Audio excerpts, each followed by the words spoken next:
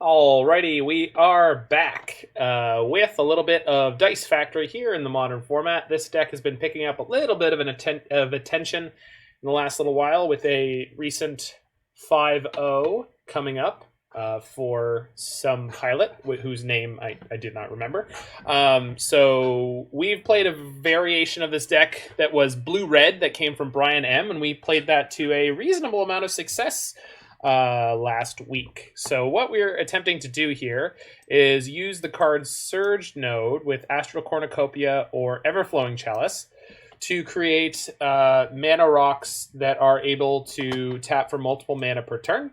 We can also use the card Coretapper to put additional counters onto our Everflowing Chalice or Astral Cornucopia, as you will see. We're also playing the Tron lands, Urza's Tower, Urza's Power Plant, and Urza's Mine, along with Expedition Map to hopefully get to cheat on a bunch of mana in the early game. And this deck is cleverly constructed, using entirely colorless and artifact cards, which means we can use the amazing power of Mystic Forge as a 4-of in the main deck. So this is a 4-mana artifact that says you may look at the top card of your library at any time. You may cast artifact and colorless spells from the top of your library, and it can tap, pay 1 life, and exile the top card of your library. Now, between all of these mana engines and stuff, we have 2 colorless Planeswalker payoffs in Karn the Great Creator and Ugin the Ineffable. Ugin, of course, reduces the cost of colorless spells that you cast by 2, as is static text. And Karn allows you access to your sideboard for a bunch of different win conditions. And then we also have Paradox Engine in the main deck. Paradox Engine, when teamed up with the ability to produce at least 5 mana from your non-land permanents, will allow you to go ripping through your deck at a almost deterministic rate where you can play out every single card. We also have a single copy of Spine of Ish Sah. I'm not entirely sure what the Great Wall of Mirrodin is doing here, but we can put it into play and destroy target permanent and then recycle it a bunch of times and keep doing that. We do have Throne of Geth in here, so we can use this to sacrifice the Spine eventually and proliferate onto all of our other artifacts. We can also use it to sacrifice any artifact that we don't need to proliferate. Anyway, we have 4 copies of the newcomer Mazemind Tome of Eldrazi Tron fame. So we're going to be trying out this wonderful pile in the modern queues, thanks to the wonderful contribution of my good friend Jiggy Wiggy, who has just arrived in chat. So Jiggy, I hope we can do this deck some justice here. And Roy, you were asking what Alex's emote would be in my chat if he could have one. He would be, I don't know, probably the 4th priority. I think we need a Jiggy Wiggy one first and a U1 first. But no, I'm just throwing shade at Alex. I love Alex, but he loves to give me shit. It's something about shit disturbing. A drone strike. Yes. You have made that joke for a long time. Okay, against Oliver Hart. Winning the die roll, that helps. Might be in and out. Ah, that's all good, man. This will be definitely going up on the YouTube. Okay, we have 1 Tron land. We got 2 Coretapers. We got a Surge node. We don't have any way to get our mana going better than this. But with the Expedition map, I feel inclined to keep this and just get lucky. Feds rejected the Jays playing home games in Toronto. Literally the best news.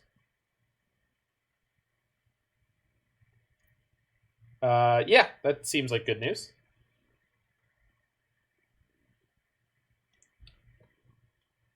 I would say it is likely still unsafe for crowds to gather in that number.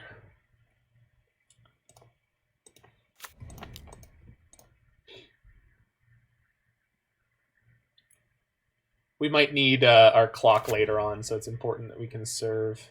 Border crossing teams, huge concerns about them breaking bubble when in Toronto. No kidding. Oh, no crowds regardless. Okay, understood.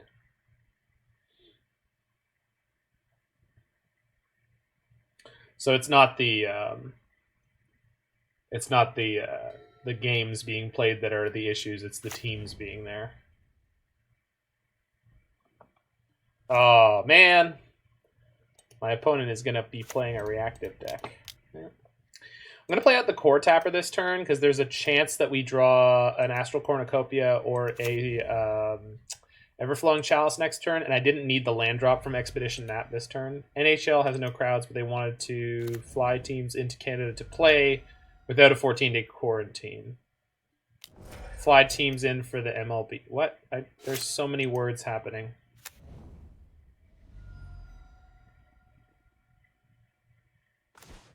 Well, there's that Astral Cornucopia. I needed a turn ago to make my Coretapper's death less savage, but that's okay. So we're going to play the Cornucopia for 0. They're unlikely to interact with this. And I think I just want to play... Let's crack the map for a Tron piece. We're going to crack it for Urza's power plant. Because if we pick up another Expedition map, then we get to tap lands that are not the tower to go for it.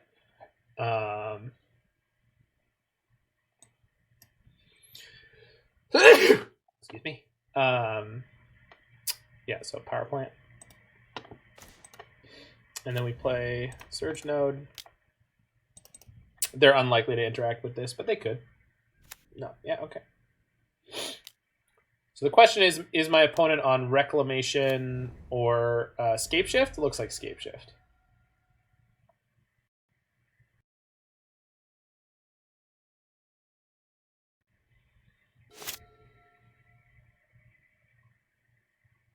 It is the deck I sent you. Maybe. Have you tested this deck off stream, by the way? Which one? That one or this one? The deck my opponent's on or the deck we're on? Because I haven't...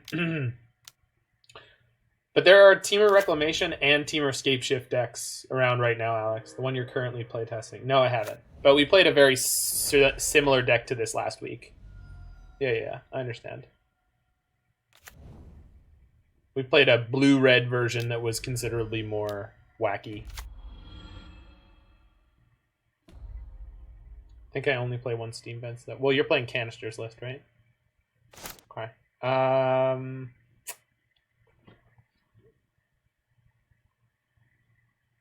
Yeah, we can't do anything spectacular this turn. Next turn we have a bit of potential, but can't really do anything great here. Hold on. So I want to play the Coretapper, so it'll probably give them something to Red and 6 ping. And then I also want to charge up this Cornucopia. We're 1 mana short of playing this Paradox Engine this turn, and nothing that I have right now will produce any mana for me. But what we will be able to do next turn is sack my Inventors Fair, potentially, and get things going that way. So let's charge the Cornucopia. If I play Coretapper here, when they go to ping it with Ren and 6, we'll sack it to put counters on the Cornucopia, and then we can charge the Blast Zone to 2 to kill the Ren and 6 if we want to. Yeah, it's only artifacts. What do you want to charge that isn't an artifact? Can't you kill Ren and 6? What? Oh, you wanted to Surge Node the Blast Zone, and then... Right. Oh my god, Blast Zone actually uses charge counters. For some reason, I assumed it used something silly like, I don't know, blast counters or something goofy. They're getting back the Lightning Bolt. They really don't want me to have this Coretapper. I am okay with this. They are investing a bunch of energy into beating my Coretapper.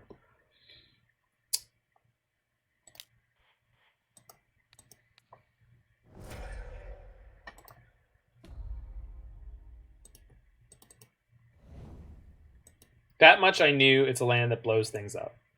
Okay. I did not. For whatever reason, I assumed it used some other kind of counter because they occasionally like to get cute with counters. They're playing the Uro. Okay, this is really good for us, potentially. As long as they don't have a Force of Negation in their hand.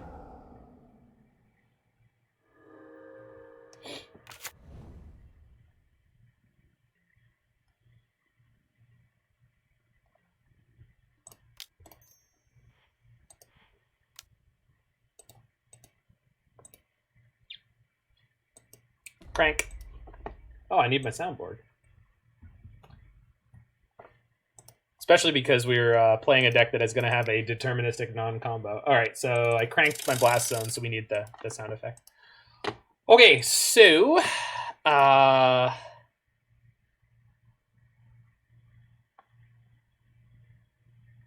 This is actually kind of crappy because I don't quite have enough mana to...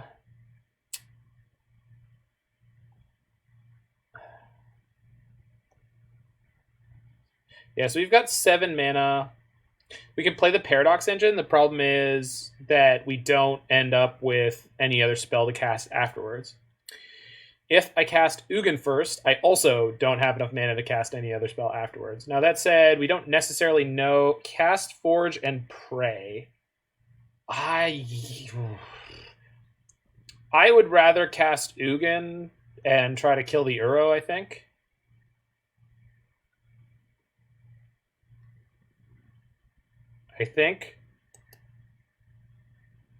Crack map, complete Tron. I don't have a map. Yeah.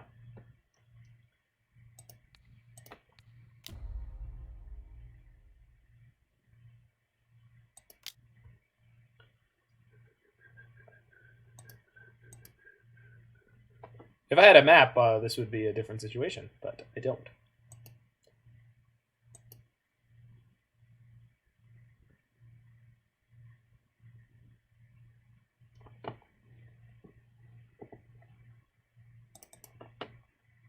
I would Forge and Pray, actually. What do you think we're going to hit? Maybe we hit the nuts? But you can't play lands off the Forge. I am degen. Well, I mean, this is not a deck for the weak of heart, so... You know what? Let's do it. Mystic Forge. Womp womp.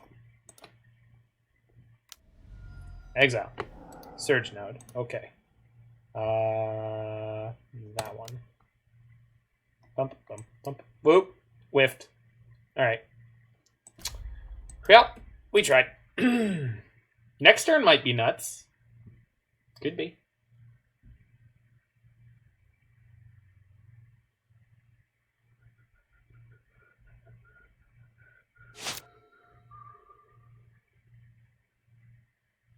Yeah, so we have enough artifacts that Inventors Unfair will be live next turn. So we're kind of in good shape in terms of that.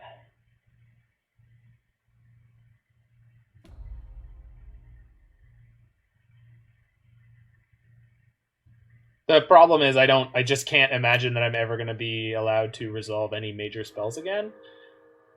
And I don't necessarily have enough mana to brute force my way through them, but we'll see.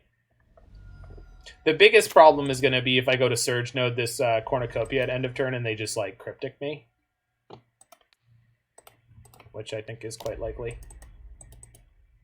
Any reason we didn't just play the engine? Because Mystic Sanctuary had a much higher upside. I think that's pretty clear. Is that not obvious? I don't... Playing Paradox Engine on that turn gave us nothing. Playing Ugin would give us the chance to remove the Uro and keep the Ugin. Playing Mystic Forge would allow us the chance to play a bunch of spells off the top of our library. So I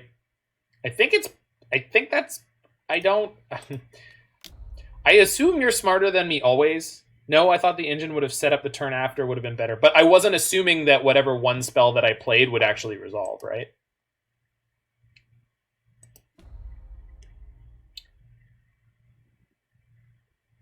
Okay, so 6, 7, 8, 9, 10. Maybe you should not have... No, that's mana neutral.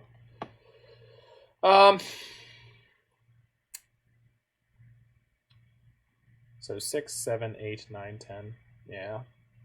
I can't get more mana. Alright. Counter it.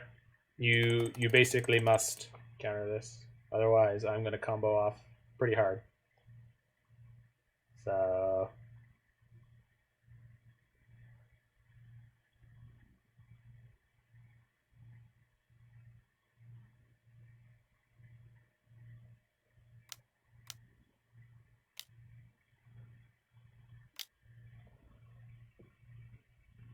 Counter draw. I don't know why they're resisting bouncing my Cornucopia, but okay. Maybe they're just not thinking about it. Cast a Surge Node. Ah, there's another Paradox Engine that I can't currently cast. I don't have enough mana.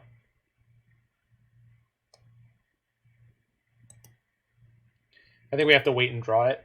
Next turn we could play Paradox Engine plus Ugin. So we maybe have a shot, but it depends on how many more Mystic Sanctuaries they have in their deck. Like, if they Mystic Sanctuary back the Cryptic Command right now, I'm pretty close to scooping. I'm not going to. Like, we do have the ability to play Paradox Engine and Ugin next turn. And theoretically play a bunch of spells off the top. It's usually 2 or 3. Yeah, I understand that. There's no reason to assume that they might not be playing one. I wasn't paying enough attention earlier. Maybe there was one in their graveyard that they exiled. No, there wasn't. What in the what? Oh my god. They have so much card selection. Okay. Yeah, we just came out of the gates too slow this game. Forge doesn't exile the top card of their library. What a shitty card. I don't play Izzet Charm. I like Izzet Charm. It's not like the greatest thing in the world, but the modality of it is pretty all right. Valakut. Oh, they are a Scapeshift deck. Why am I not dead yet? Are they not playing 4 Scapeshifts?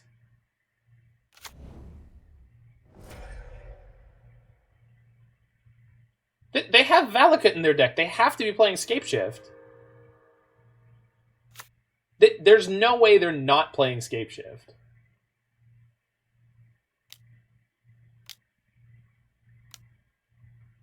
They're digging for it right now.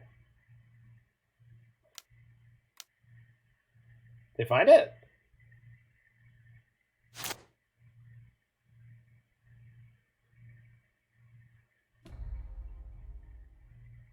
That's funny. That's so unlike you, Roy.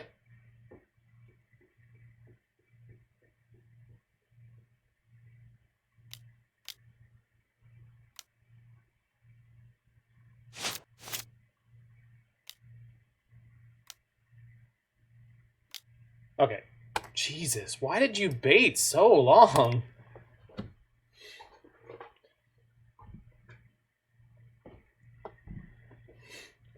Like, I love that last turn where they were like, wait. Pick up the Triome. Okay, now I'll Scapeshift you. It's like, what? What were you doing? Alright, so the only sideboard cards here are Spatial Contortions, realistically speaking, because I think all of the rest of this is meant to be for the Karn Wish board.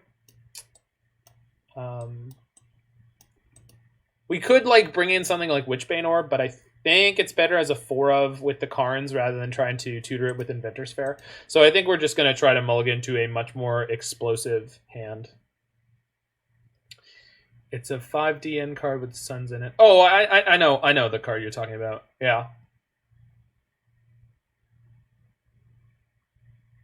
Does it have like a beautiful like rainbow lens flare?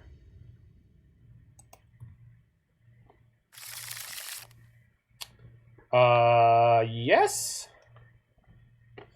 It's not great. We're on the play with 2/3 of Tron and a Mazemind Tome.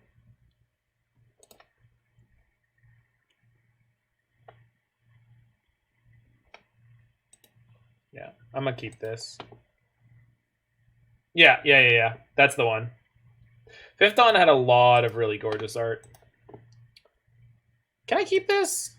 I don't know if I'm supposed to. It's like medium minus. It's got a lot of clunk in it. Like the Mazemind Tome is really good. I think I'm supposed to mull it. Is this better? Yeah, this is way better.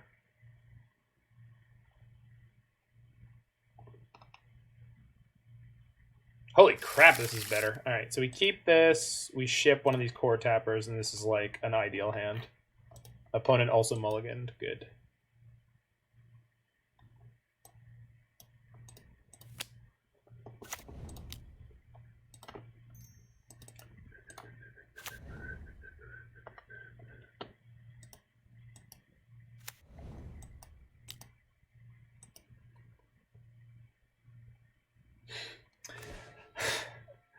That's a statement. That's a statement, Roy.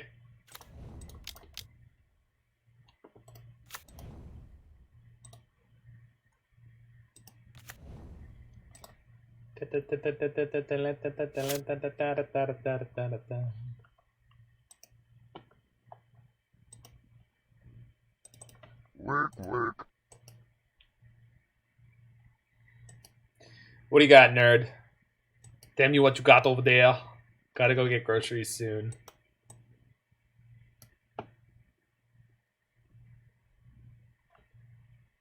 No, we won't be seeing him soon, Roy. Soon is when he's gonna go get groceries. We're seeing him now. That is a sign of weakness. That cannot cast a lightning bolt. Okay. So right now we're just kind of praying that they don't have a Force of Negation in their hand. Well, that's an exceptional draw as well. So, charge my Cornucopia, play the power plant. If I sack the Coretapper now, I can play Karn and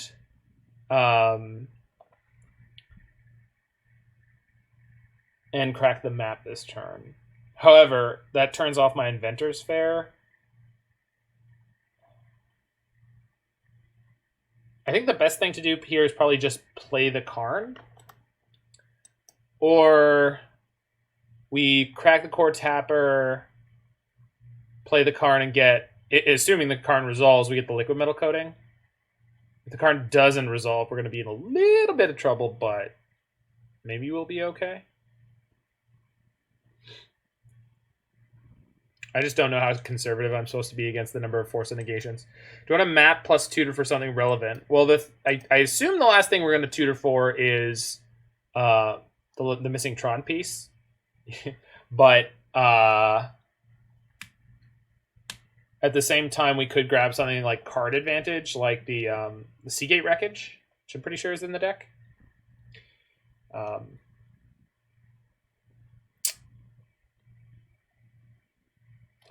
I think we just play the Karn and see if it resolves. And then we have a lot of options for next turn. Oh, wow. Okay. Well, that was good.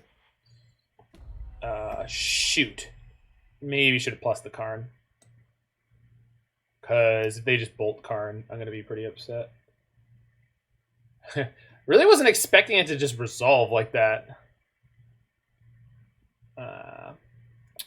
Maybe Crucible? Because Crucible plus Inventors Fair is a good time.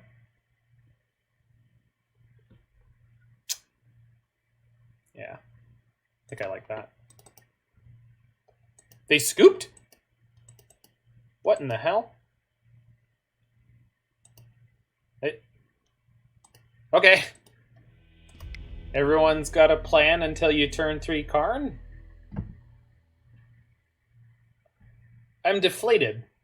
I feel like I fucked that game up like 3 different ways. I mean,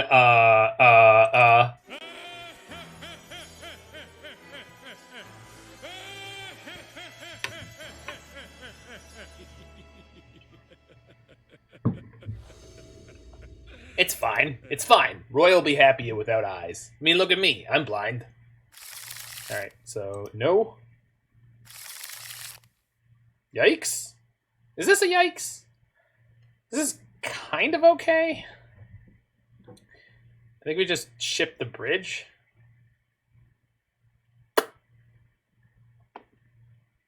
Kinda okay.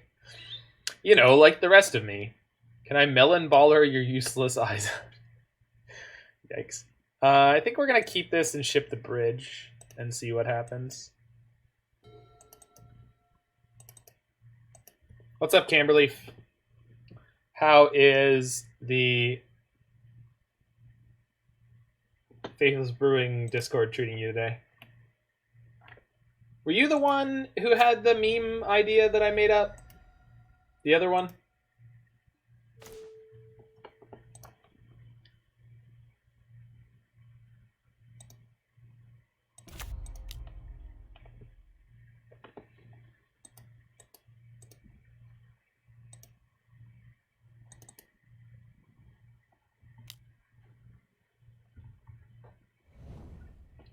That was an episode discussion. Was it Cam Relief? No, it was Grixisism. No, it was... Yes? Yeah, no, it was Grixisism. Okay.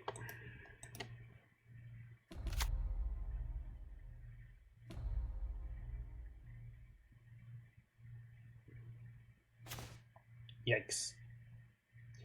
Well, yeah, looks like we're playing a pretty unspectacular game of Magic from our side of the table.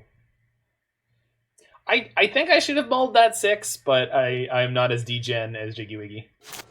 And I probably need to be more degenerate playing this deck. Because I think Coretapper plus Cornucopia or an Everflowing Chalice is so powerful. Oh, maybe they're land stalled. No, okay. Well, I mean, they kind of are.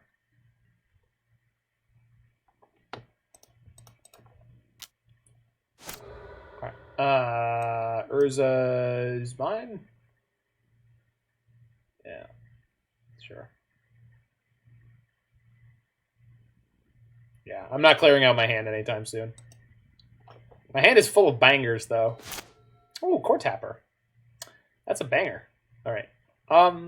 If we are going to play the Coretapper, it means I'm playing this Cornucopia on 0, which is fine. It's acceptable. Hopefully, if they have Izzet Charm, they can't interact with the way I'm sequencing this. I agree we should have mulled, but we're here now. These types of decks are underappreciated. The only thing I'm not appreciating about this one is that I want it to have Urzas in it, but I understand that it has Mystic Forges, so... Oh, shit. Good sequencing maybe got us away with murder here. Let's find out. There's a good chance they just use Renin 6 to ping down my Coretapper next turn, but if they use a spell, I'm way happier. Yeah, they're going to draw 2, discard 2. Not surprising. No Mox Opal either. I don't care about that at all.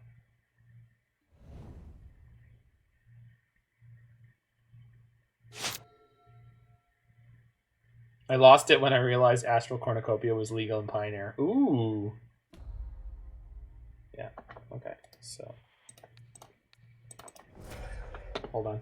I need the sound effect.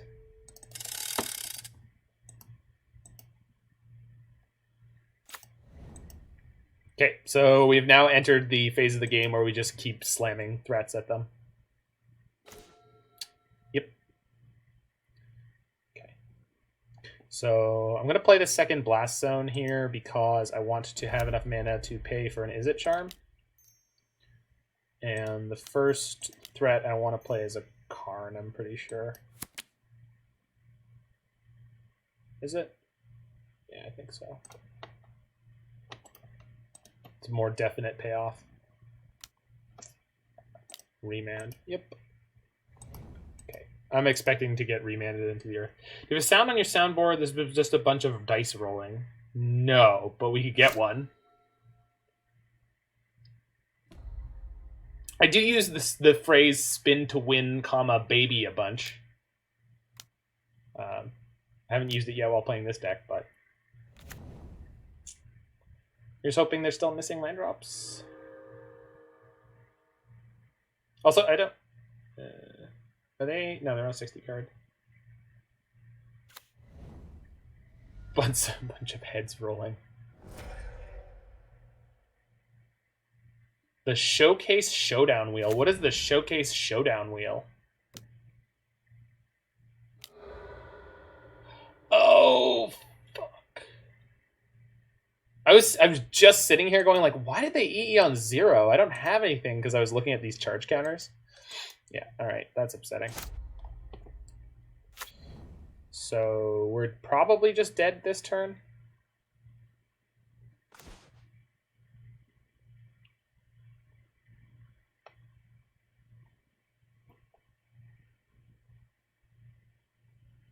They only have 6 lands in play, but Showdown Showcase Wheel from... Oh, the Price is Right. Yeah. Heads are squishy and don't make noises once severed. Good note. Okay. I think I want to Karn and wish for Pithing Needle and then not be able to play it because my opponent savaged me. Force the negation. Suppose I could get Tormod's Crypt. Because they can't kill me this turn with Escape Shift. They don't have enough lands out. So if I wipe out their graveyard, you end up in a better spot. Ah, alright.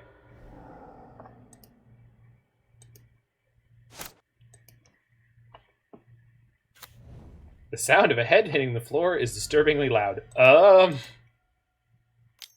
There's no way to cut them off of re-arrowing because of Ren 2. What? I'm not sure I understand. Okay. Just escape shift me. I'm good. Wait, it won't kill me. And they'll have to sack a Valakut. Huh. Okay. Oh, maybe they just have a bolt?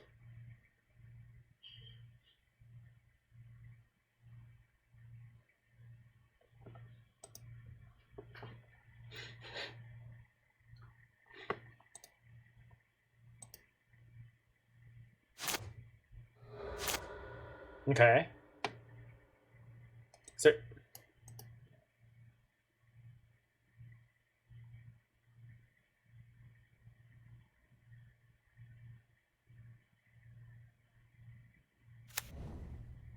okay, those are all mountains. They're going to aim one at my Karn, I assume?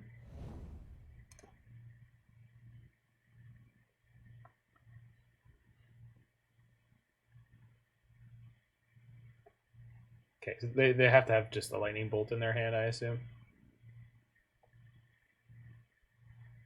Oh, no, there's one that's, yeah, okay.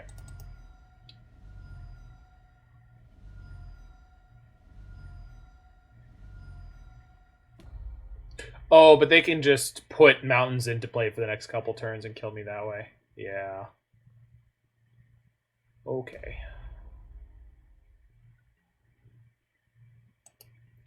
I don't know. It hasn't been proving itself to be thus far, Camberleaf, but it's possible. I honestly can't tell you. I don't know. Maybe.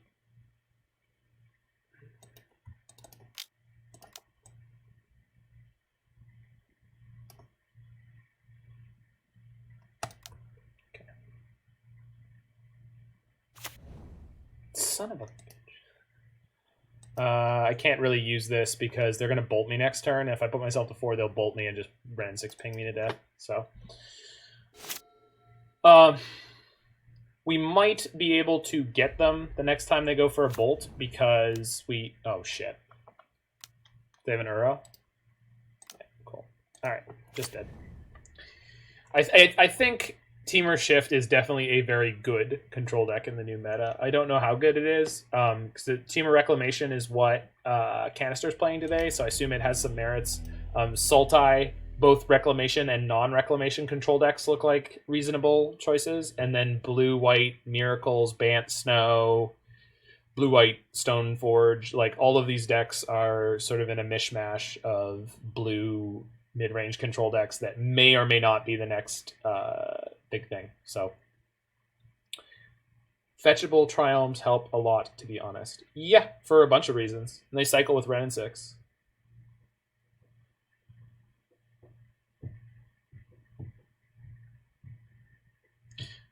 Are you talking Greentron, Roy? Because the problem with Greentron is Gruul is still around, big time. The Gruul mid-range deck hasn't gone anywhere.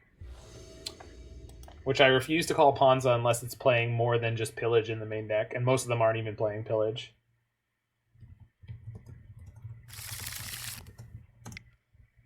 At least they'll have their own identities again. I don't agree with that statement. Okay, so we're shipping that one. Not enough starting mana. This is turn 3 Tron. Yeah, we're going to keep this, ship one of these Paradox Engines, and pray. We're on the draw, which kind of sucks, but... I think all those decks had their own identities before. I played a lot of 3 and 4 color different snow decks, and they all felt distinctly different to me. I thought the ban would result in fewer Blood Moon decks, which would strengthen G-Tron from the meta's perspective. No. No, that Blood Moon's better now.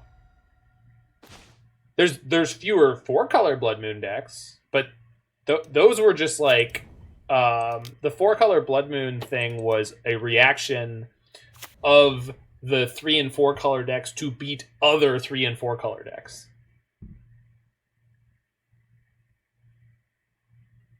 Like that was like the big brain next level arms race moment for them. Okay, is it Blitz?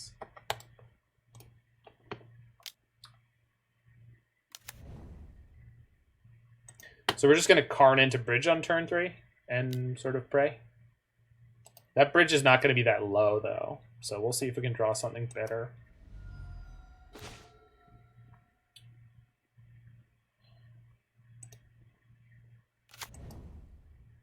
Yeah, I just need to map out my last drawn piece and hope I don't die. I don't know if fewer greedy Blood Moon decks would outweigh an increase in Blood Moon decks to punish Astrolabless decks.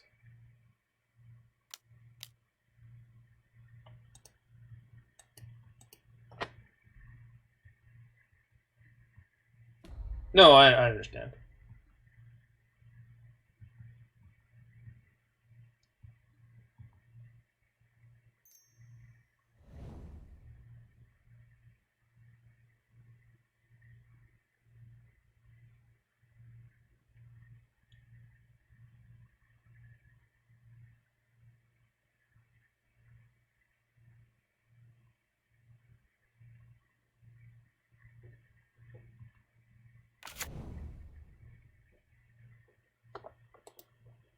Okay, so I don't...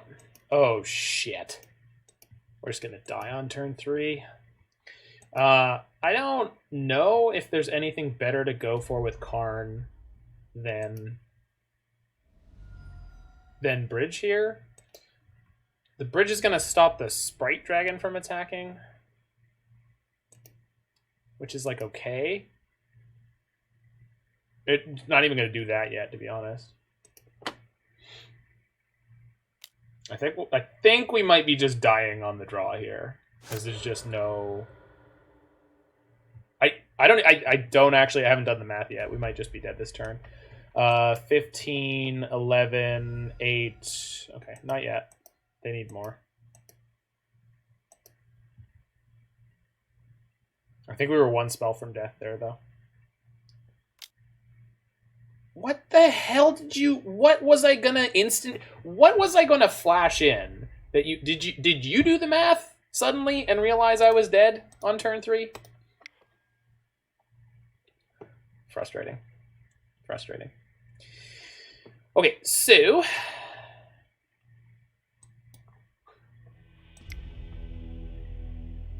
we get 4 Spatial Contortions, so hopefully this buys us a amount of time.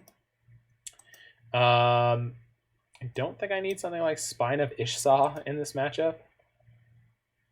And I don't necessarily know that I want main deck Ensnaring Bridges. Maybe one Paradox Engine can go out, because there's one in the sideboard, right? There is. Probably want the Paradox Engine.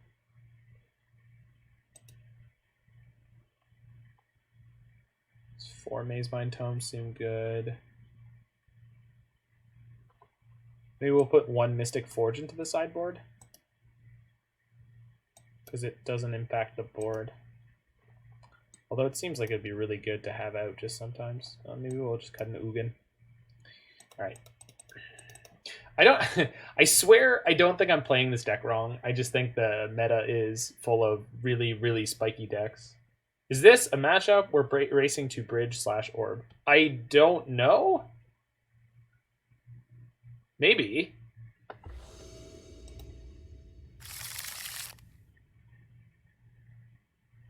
I don't know. I've never played this deck in this matchup before. Maybe that should be my conceptual starting point.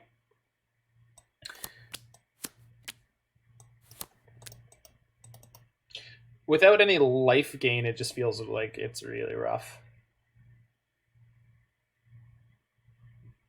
Okay, well, this hand is real good. Although, hilariously, Astral Cornucopia can't cast Spatial Contortion.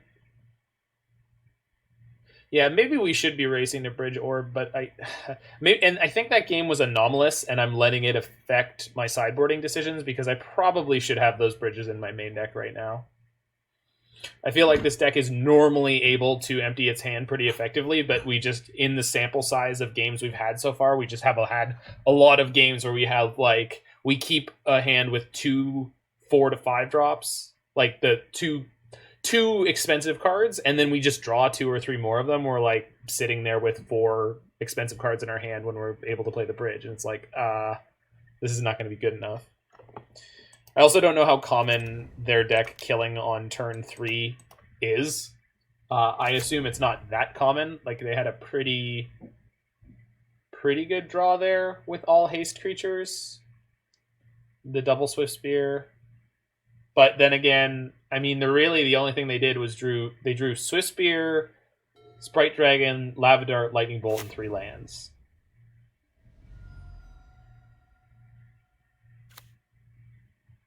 Yeah.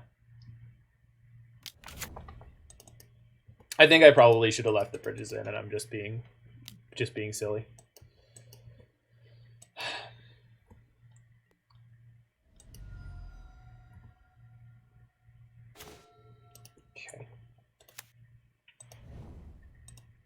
So I'm going to play Cornucopia on 0 plus Coretapper here. And what we can do is we'll block, charge the Cornucopia, and then crack the Expedition map. And then next turn we should be in pretty good shape.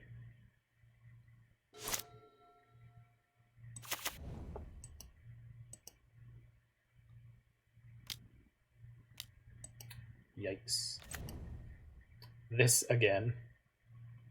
Do you play Gutshot?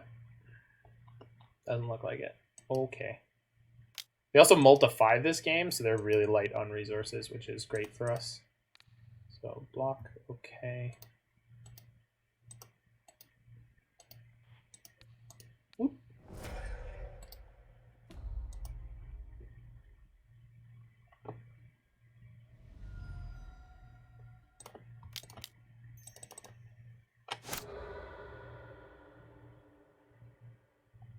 So do I get a Tron land here?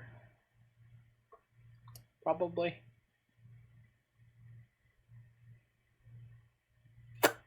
Yeah.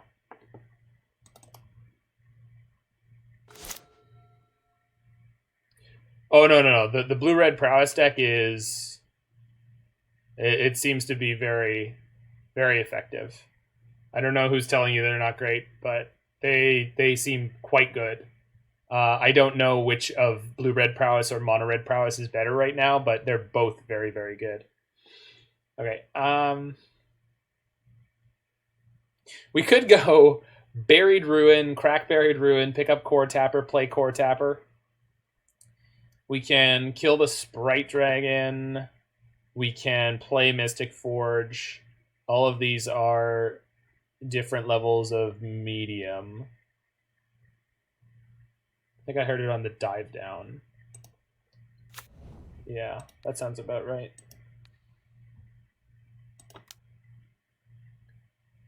Man, it's so awkward. I just don't want to die. But I'm at 18 and they have 2 cards in hand. So if they had Lava Dart, how much damage would that be? That'd be they don't have enough mountains, so that would be 4 spells, so 10, 11, 12. Yeah, okay. I think I can get away with playing Mystic Force this turn. Apologies. I just wanted to do some math.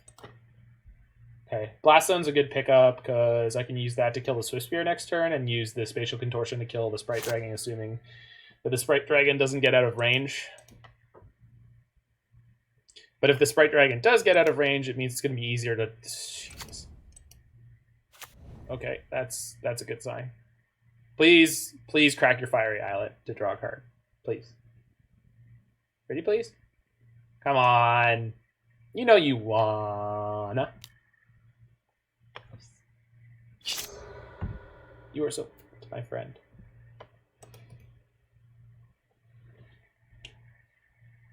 Yeah, I think you'll be impressed with the blue-red prowess deck.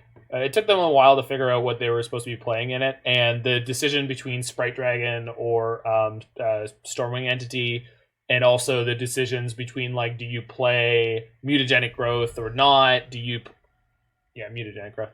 Do you play Mutagenic Growth or not? Do you play Bedlam Revelers or not? How many Bedlam Revelers do you play? These are important questions for those archetypes, and they're pretty fresh right now. But I think it's very likely that we'll see them continue to perform well. Okay, so I could play this Karn off the top and then have 2 mana left. Yeah, which is not good enough to play a bridge.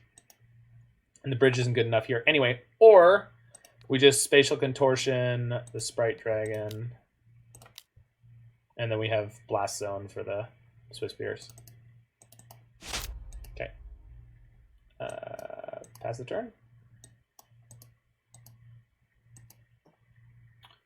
Look at the list. I'd say they're not playing cantrips anyways. Yeah, exactly. And they shouldn't be. They were in the beginning, they were like trying to play like opts and stuff like that, and I think it's better to just play like Crash Through is the only cantrip you really want to play. Anamorphose. Sure. I know what you're thinking, Roy. Aren't you worried that they're going to play a Squelch here when you crack your Blast Zone? And you're right, I am worried. Is that quote worthy? Yeah, throw it in. We have worse quotes than that in the quote list.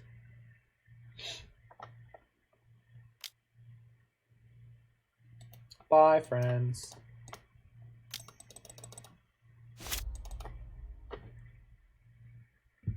See ya.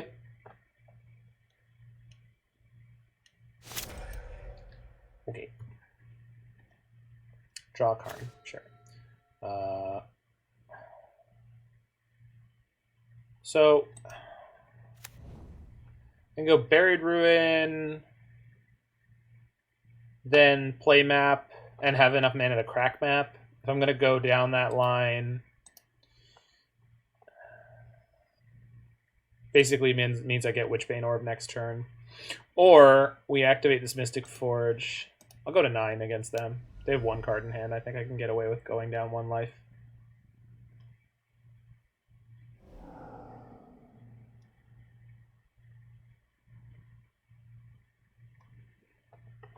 Okay, so Surge Note is fine. Play that off of mine. Mine. Oh, there's a map. Okay, so now I don't need to do any fancy pantsing. I already played the Buried Ruin for the turn. That's fine. So let's go charge this. Wait, I don't need to do that yet. Play the map with...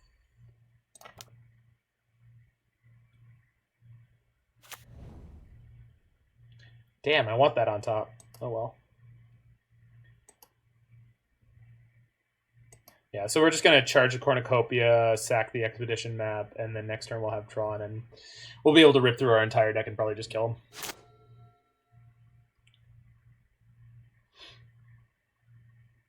I don't get to draw this Ugin, unfortunately, but I'm okay with that.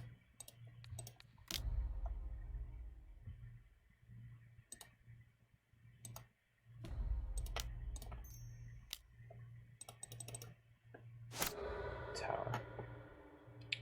Urza's Tower Plant. Okay. What the hell? Did I just shuffle and keep an Ugin on top? Okay. Remember, folks, Magic is a fair and balanced game where the better player always wins. No luck involved, all skill. How did match 1 go? We were against Team or Scape Shift, and it felt like we really didn't have much of a game there, and we died. Okay. What if I exile the top, and then play Karn for 3, and then play Witchbane Orb? We're just going to do that.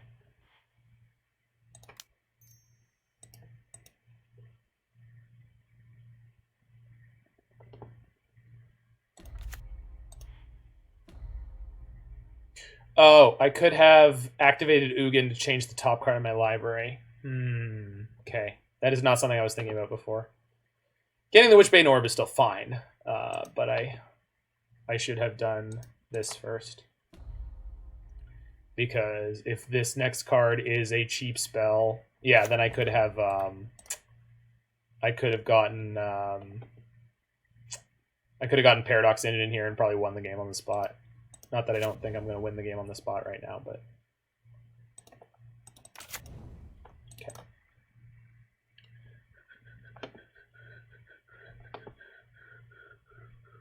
Bolt me, sure. I have blockers now too, so I don't feel like I'm likely to die. Lava Dart me, sure. I'm at 5. Did I win? Are you done?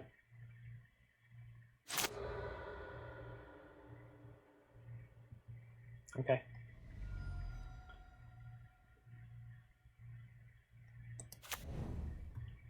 Trigger. Hold on, we got to get the thing going. All right, let's see if we can keep going.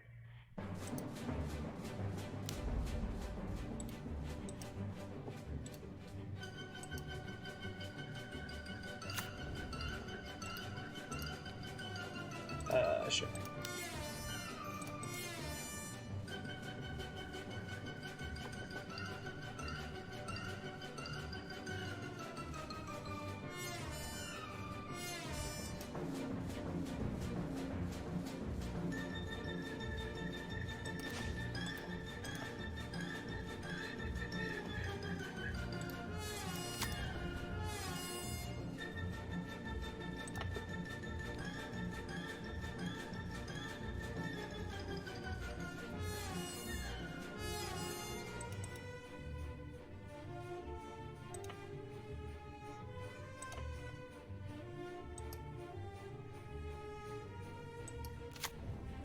Okay, so I could use Coretapper to charge up something, and then screw it. I'll just win next turn. All right, we're done.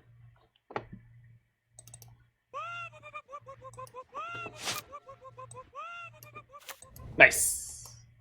Ready to scoop? Ready to scoop? Nope. All right. Fair enough. That's your prerogative, opponent. Okay. Charge counter. Throw that bad boy on the Cornucopia. Make a wish. Paradox Engine. Power plant. 1, 2, 3. Alright. Now it's time to go for it for real.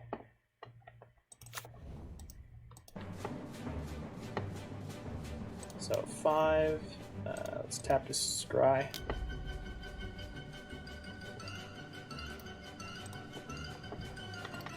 Cast that for free. Untap all the things. Before we do that, let's put more counters on the Cornucopia.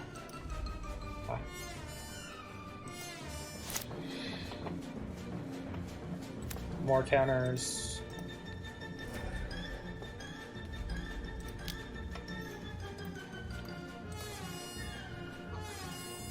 So we can do a lot more than we're doing right now, but I want to be slightly click conservative. We're just going to get a giant ballista and kill them in a second here.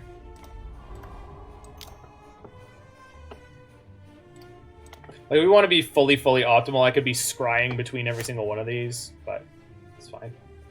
We'll scry now.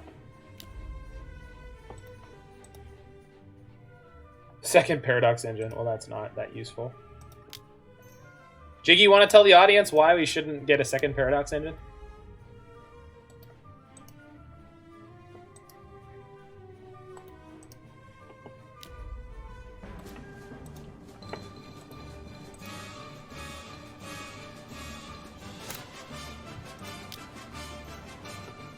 It's legendary, that's right! I would have punted long ago, I know.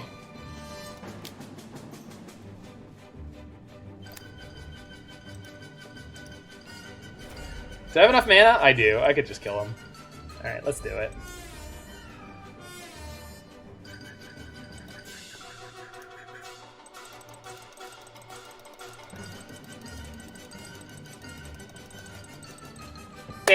magic.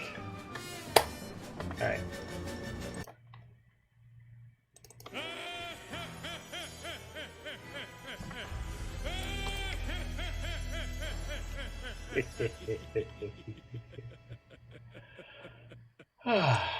Alright. Yeah, let's get these bridges back in here.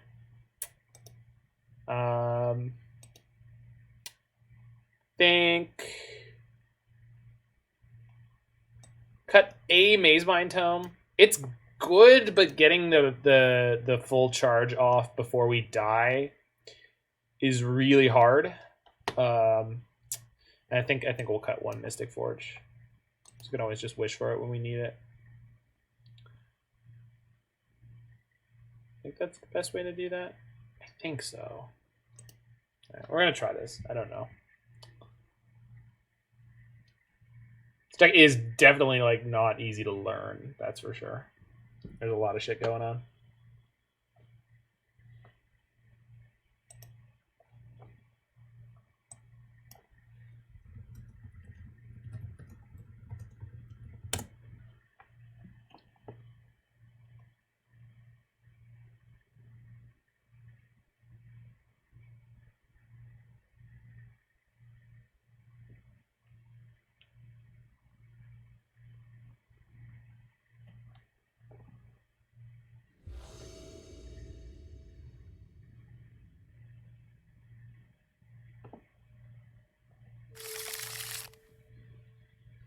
Okay, what do we got going on here? Cornucopia, Chalice, Cornucopia, map. This is a pile of garbage? It looks like a pile of garbage. I mean, it's got a blast zone and a map, but no Tron pieces? Yeah.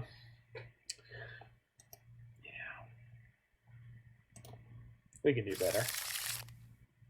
Yeah, like this. This is better. Yes. This is... Okay. Oh, I need a Mr. Burns excellent on my soundboard. What am I doing with my life? Opponent, it's your turn. If it looks like a pile of garbage and smells like a pile of garbage, it's my roommate. Yikes. Well, my opponent missed their attack on turn 1, so that's great. Let's rip the mine off the top. That's the plan. Well, we have Mazemind Tome, so we get to dig for it twice, Jiggy, before turn 3, which is kind of sick. So I definitely see why Mazemind Tome is in E-Tron. And maybe even some versions of Green Tron, because with Mazemind Tome on turn 2, if you have 2 pieces of Tron, you get to go Scry, and then you can upkeep Scry on the next turn. So you can... Okay, there's going to be a light up the stage.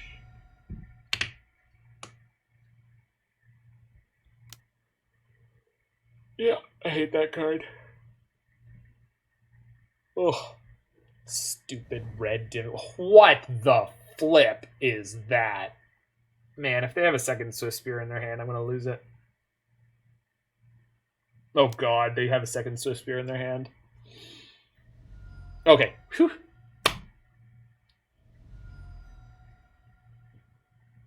They only played 1? I guess if I have a Coretapper, they're going to knock it out of the way.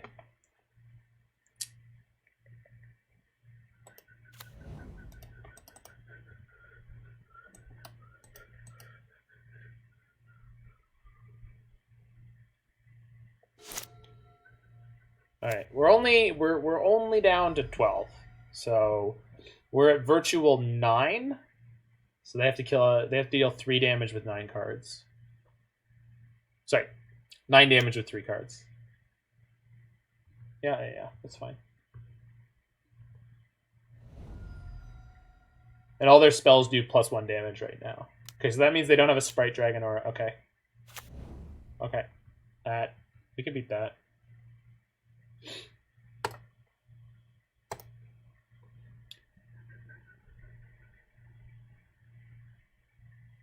Okay, so we're only going to 9. Yeah, that's fine. Are we gonna get there? Let's find out.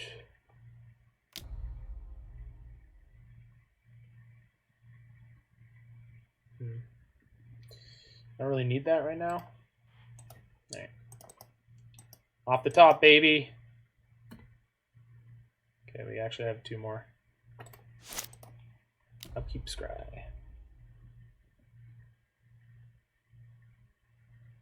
I mean, I might as well. I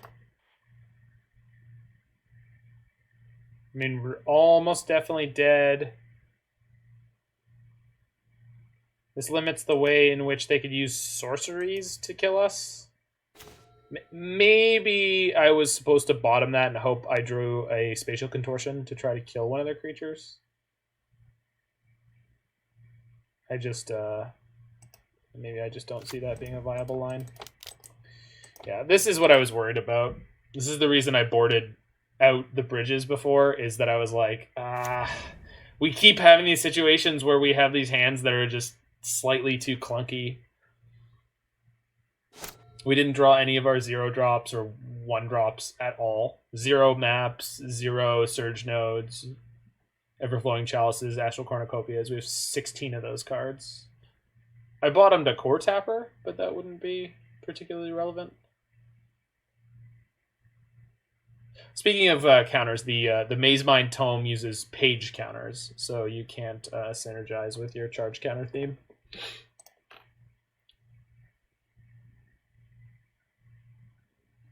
Yeah, come on, you got it.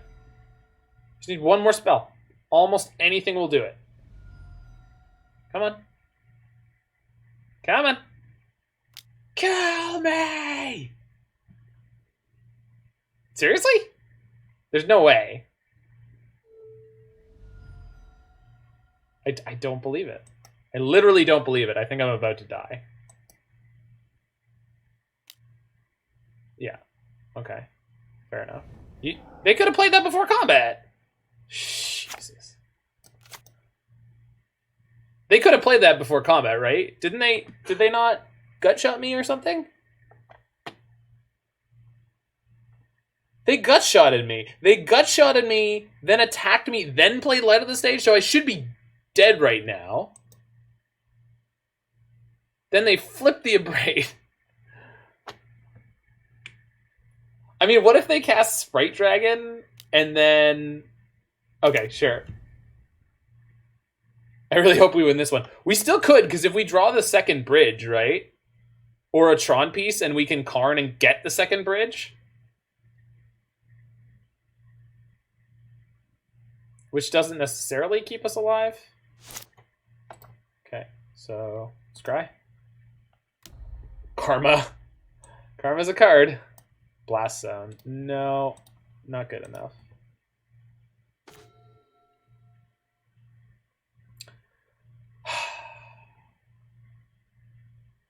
That's not going to do it, right? The Sprite Dragon and the Swiftspear are going to kill me on their own. I can't even get my hand down low enough, actually. So this is just irrelevant.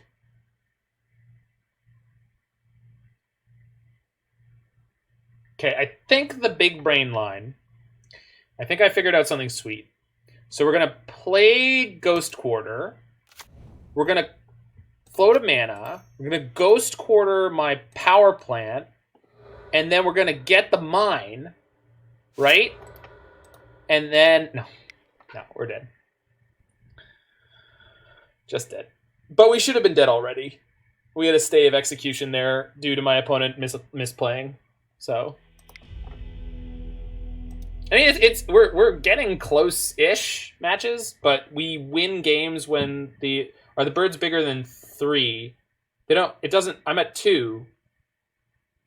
They just play the Sprite Dragon and kill me because I have like 4 cards in my hand, or 3. I can get my hand down to 3, but then they just play the Sprite Dragon and attack me with Swiftspear and the Sprite Dragon.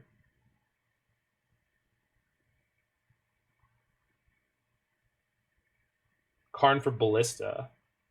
Kill the Swiftspear. I didn't have enough mana. If I cast Karn, I have 0 mana left. So I didn't have the Tron. Right? Am I not? No, we didn't draw Tron. We had 2 redundant pieces. Yeah.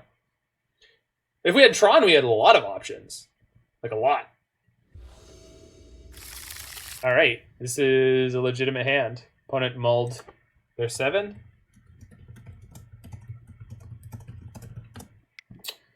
Yeah, I'm gonna keep this.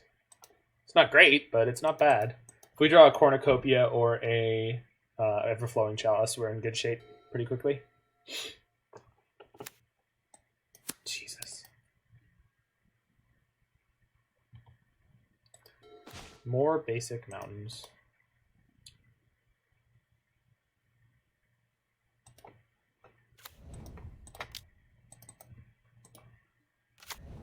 Been twiddling with inspecting elements on this webpage, see if I can maximize chat size while not in full screen. And I miss things. Oh, it's fine. Well, Christ on a sandwich. I guess we're dying on turn 3 again. That's gonna be my day.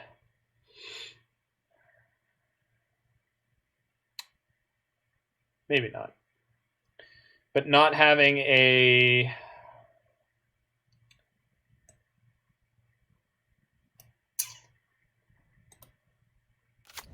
The question is, do I play Coretapper and assume that they don't have... I don't know, Jiggy.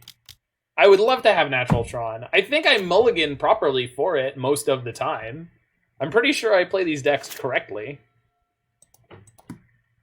Like, I could mulligan way harder for it, but like this hand was acceptable, I think? But I don't know.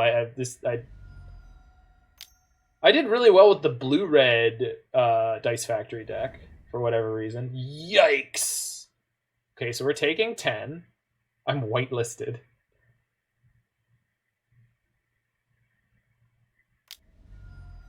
What do you mean by whitelisted?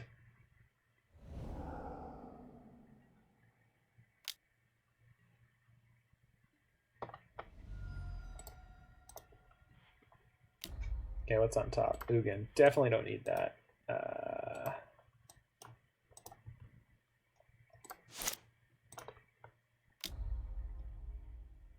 I'll link you what I'm referring to. Okay. Power plant. Yes, please. I actually think the best draw there would have been a Everflowing Chalice or what's it called? Other thing, but maybe we get there. No, I just want to know what you mean when you say whitelisted, because like blacklisted means like you don't get things. Like you're on the, I don't know, you're on the enemies list, I guess. Crash through. Does that mean I'm dead? No, they need to be able to play this light up stage. They haven't done any damage to me yet. There it is. Okay, just dead. Got it. Got it. I'm dead on turn 4 this time. Thank goodness.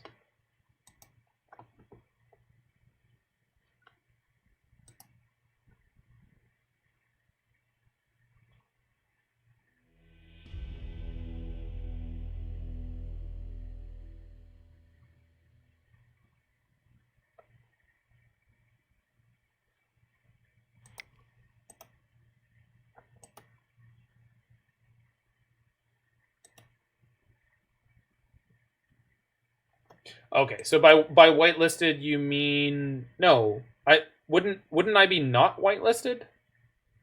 Wouldn't in that context wasn't whitelisting the thing that was letting that person have an unfair shake of luck? I'm not sure if I'm understanding the BS correctly. It's a lot of BS to sort through. Okay, let's cut a Paradox Engine, a Mystic Forge, and an Ugin. So just a chunk of expensive stuff for interaction. Maybe I keep... No, I'm pretty happy with that. All right, let's try to do it this way. So I'm pretty sure that person was flaming their opponent for having preferential status.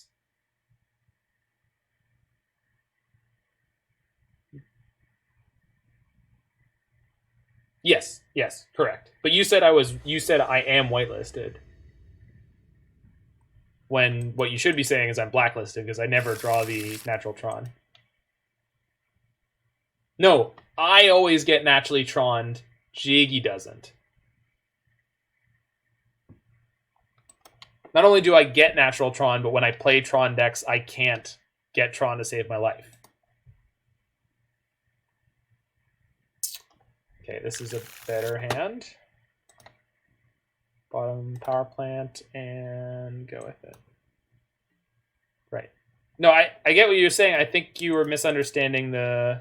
Like, Jiggy's opponents never seem to natural Tron him, but they always seem to natural Tron me, versus the flip of, I realize that, but Jiggy said, how come all my Tron opponents always have the natural Tron, but you don't? But his don't, actually, though.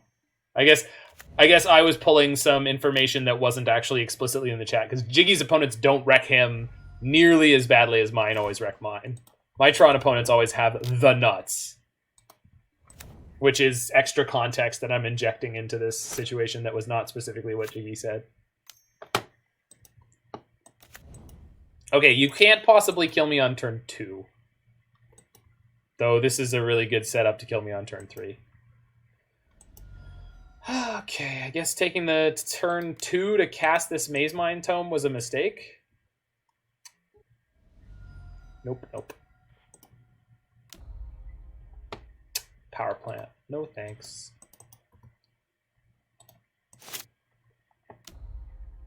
Throne of Geth. No thanks. Maybe? No. The funny thing is, because I bottomed that extra power plant, I'm never going to draw my next land, I believe. But it's okay, because we can cast this, and then cast this, and maybe, just maybe, if we ask real nice, we'll survive turn 3. But it's possible we don't.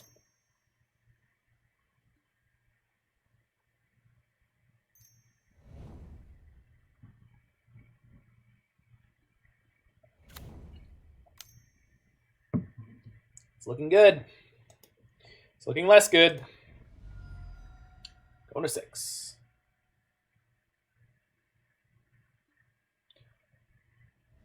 Going to 2. 3.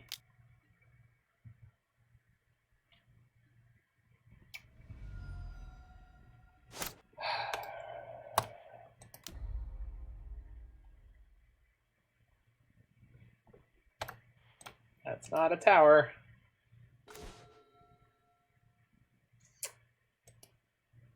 Okay. So I'm gonna go ahead and do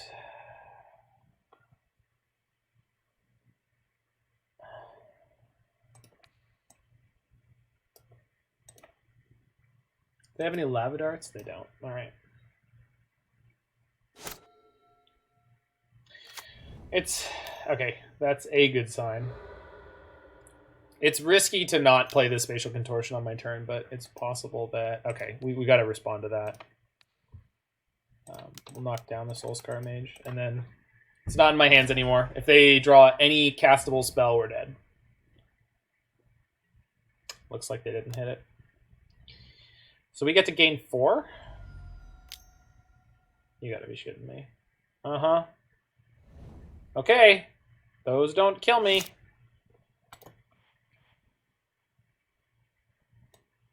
Yeah, we'll just scry. It's fine. So we gain 4 life.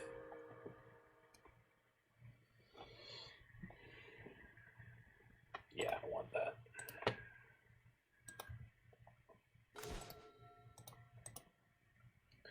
So play map, crack map, play Karn, get a 1 or 0 mana artifact.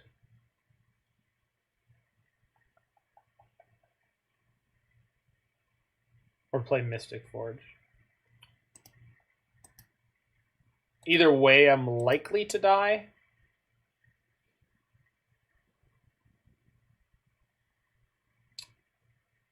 I think we'll just play the Mystic Forge this turn.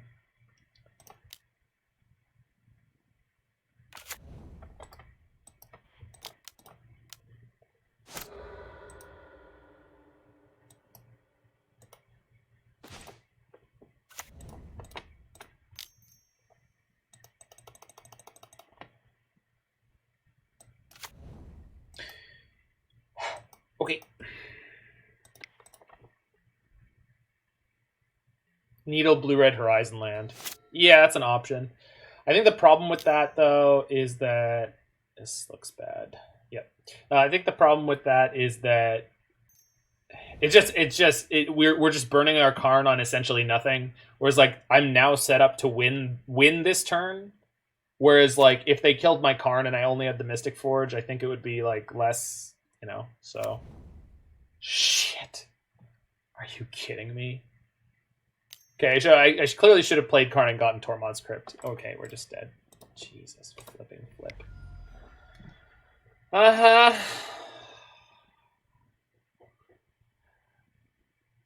I don't know if this is the right metagame for this deck. I feel like we should be playing Chalice in this deck. Which obviously means we can't cast... Oh, maybe the bot's not here. It was earlier. I checked. It keeps dropping out, but I'm not sure why. Alright, we are 0 for 3. Maybe we can find some wins in the... Okay, the bot's back.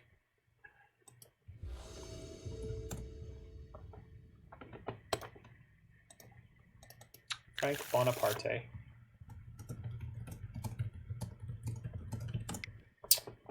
This hand is fantastic. Let's hope that it gets to be relevant. Okay. All I want to do forever in my life is play decks that have an excellent burn matchup. That's all I want.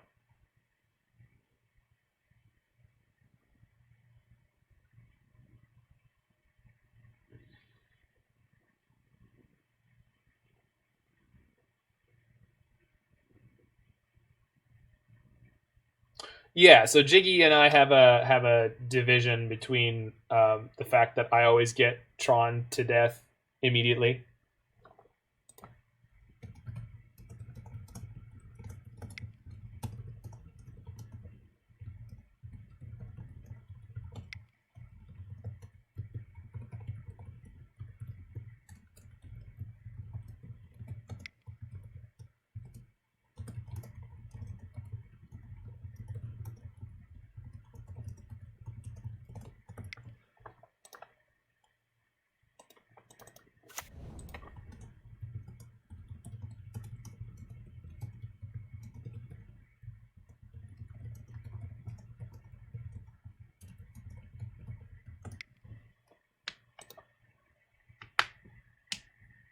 Would have driven you bonkers. Well, that's... I'm glad you got that cleared up.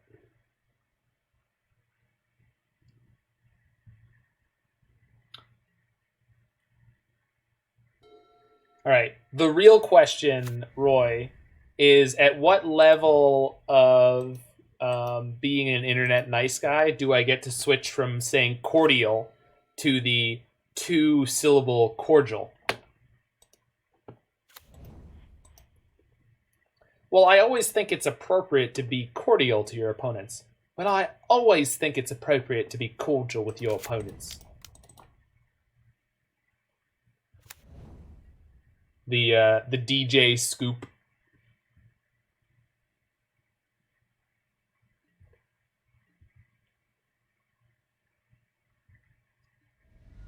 Whenever Alex wants to, he can donate for that all British stream, and we'll cause some ears to bleed.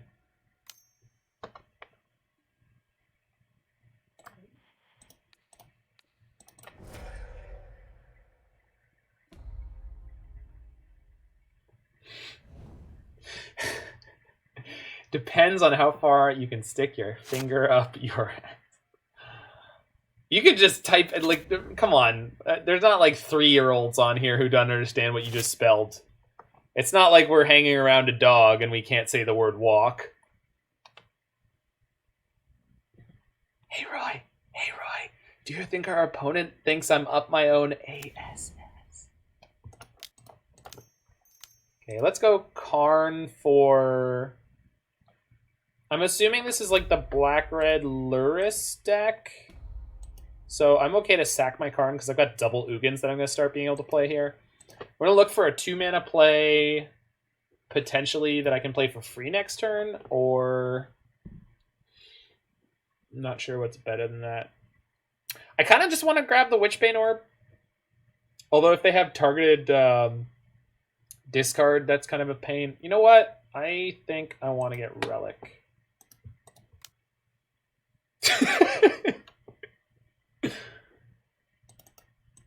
No, Twitch doesn't censor you. MTGO censors you. Twitch doesn't censor you. People literally have described, was there any consideration for Bottle Cloister? Not in this deck, but I didn't build this deck, Camberleaf. I did have a Bottle Cloister in my terrible Teamer prison deck that I built. Twitch chat has been compared to what was it?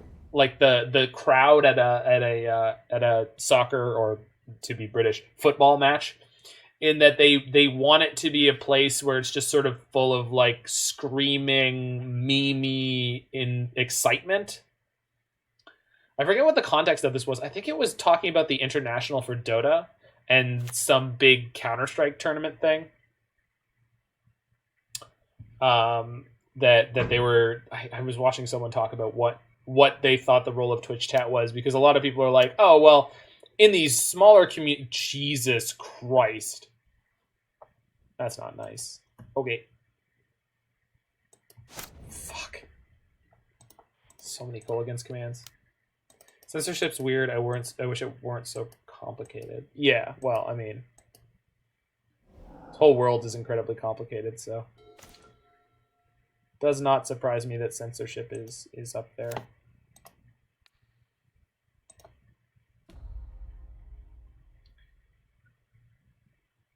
I guess we play out this Coretapper in case we hit... Are we attacking them for one? No. I'd rather have my Relic live. I'm wondering if this is like the Dreadhorde Arcanist deck, though, because then I want to keep this Relic for as long as I possibly can. If they have a second Gulligan's Command, I'm going to cry. But then we're probably just going to eventually top deck Tron. This has got to be Thoughtseize or something, right? Fatal Push. Sure. Charge up my Relic. I'll charge up my Relic. I know when I'm beat.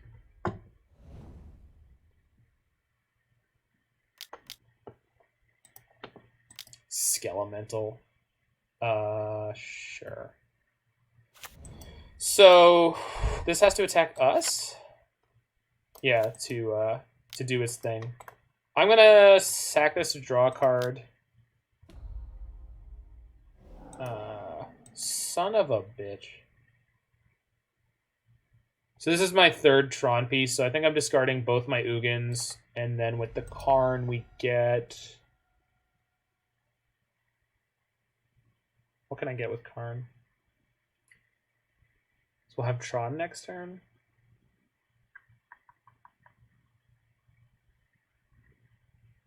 Bridge? They have Gulligan's Command. Coating is not useful. 9 mana, so I can't Mindslaver them. Could also discard a Tron land, but then I can't cast the Ugin. No, they're attacking me. The trigger's on the stack that's going to make me discard a card.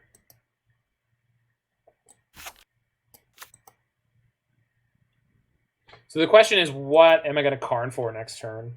Crucible. I don't have any lands in my graveyard. Oh, I see. I see. Discard this. Karn for Crucible. 1, 2, 3, and then I have 5, which is not good enough to cast the Ugin yet, but it is... I see. Okay, Roy's thinking with portals. I love it. Okay. Yeah. This is why we love Roy. Because Roy is, like, up there on that space station.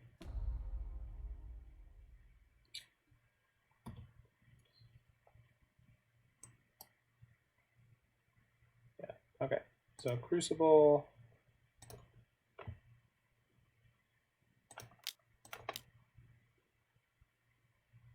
Doesn't really matter. No, if they make me discard my hand, I can Sea Gate Wreckage on their turn. So, it does matter. Okay. Tron lands complete.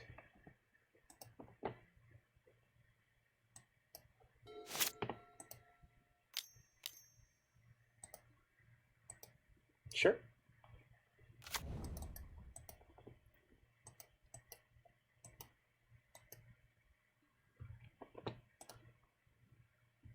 Ouch. It's right in the face. No cards in hand. Sick. We did it. Holy crap, that's a good draw. Okay. Play my other Tron piece. Play the Ugin. Play the Karn.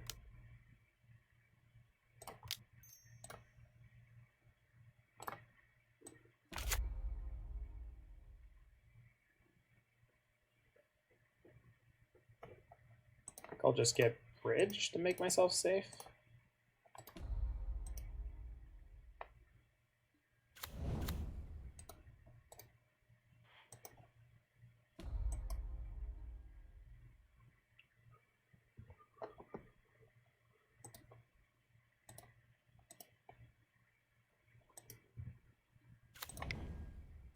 I could have drawn a card instead of casting that Bridge, but I'm pretty sure I want it in play. Also, I'm pretty sure this game's over. I don't think there's any one card they can pick up that'll be good enough. Even like Kolaghan's Command, pick up my Skelemental, shatter your Bridge is like not good enough. Sure.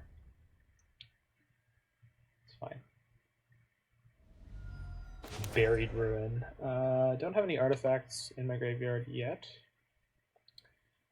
So I could Karn for... There's no Mystic Forge in my sideboard.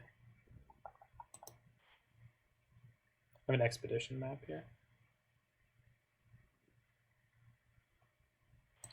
Okay, so let's exile the top card. Okay, play Buried Ruin, activate Sea Gate Wreckage.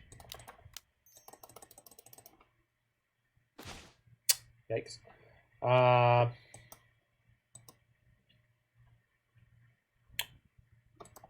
Boot up nothing.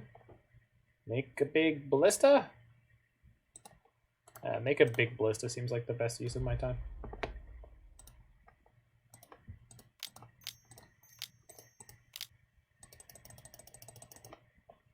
Done. Whee!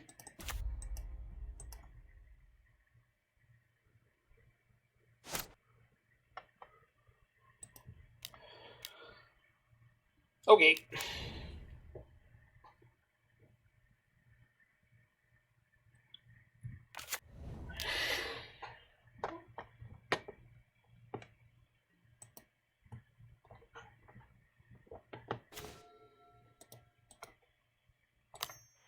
So crank the ballista, shoot this for 2. And the reason I'm doing it specifically that way is I don't want my ballista to go down to bolt range.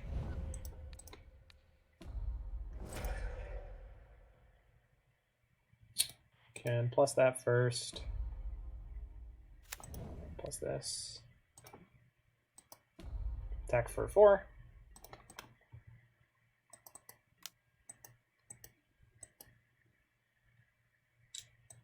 Tron land Ugin. And then we set up the board state that you see before you from that incredibly wonderful play. This game has been super over, but our opponent has largely done very little. Like, they didn't hit me with a bunch of early game discard or anything. They've mostly just done nothing. They're dead on board.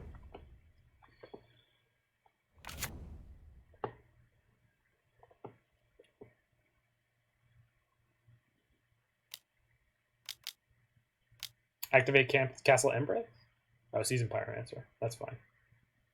That does not save you.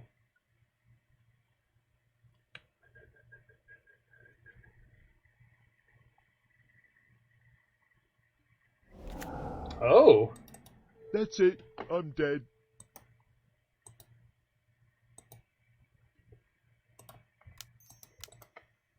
Crank. Crank.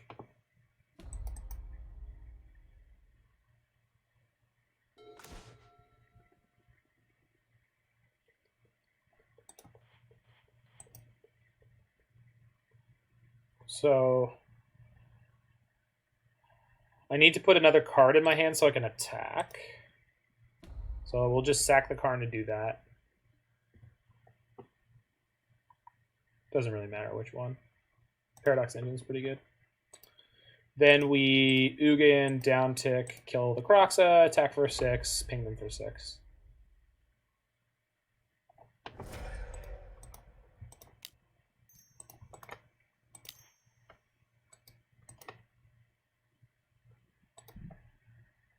Save targets. 1.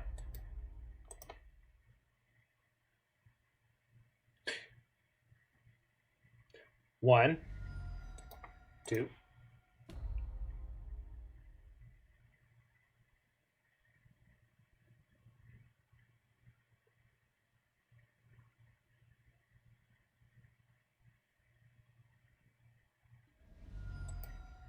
3, 4, 5.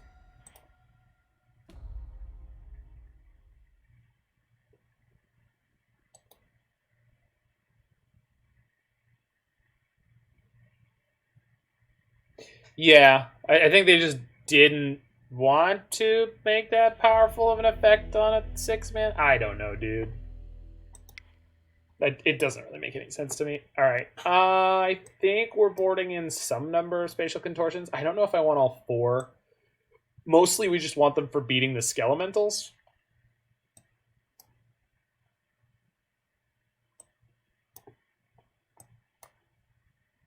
So I think I want all the Ugins I can get.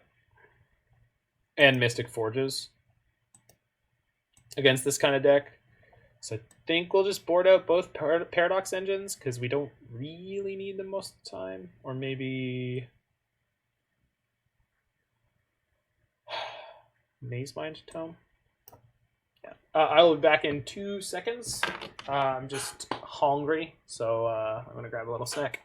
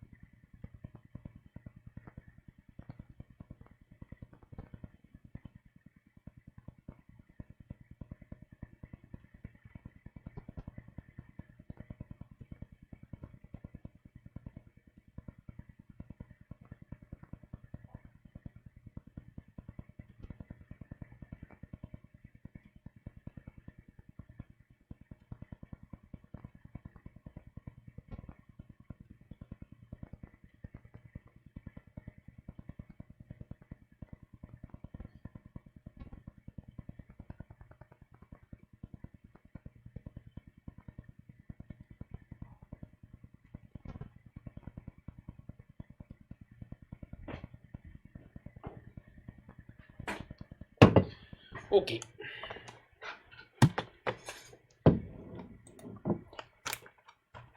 Yeah, MTG bot is an important part of any balanced breakfast.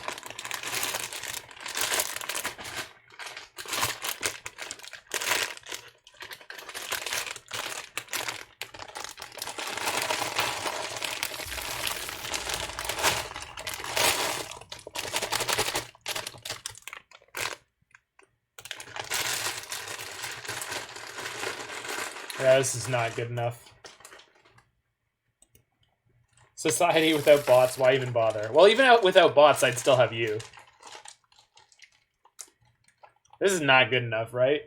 This hand has nothing.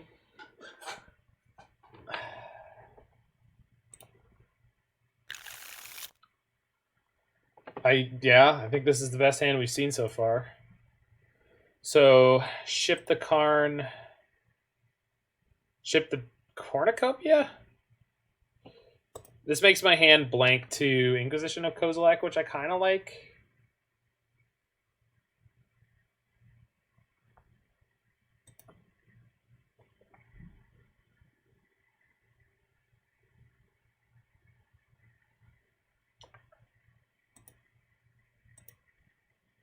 I want to believe that is hell of a dip, but it also could be Choluva dip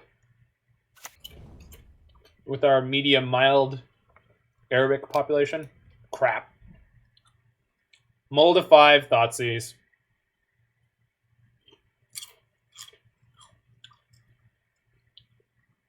I've never heard of that chip dip.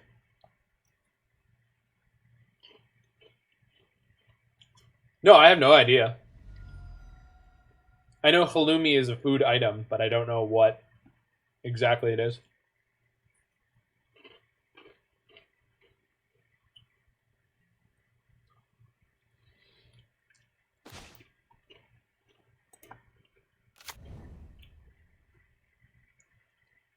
Shit is legit. All right, well, I'll make a point of it. Roy, take a memo.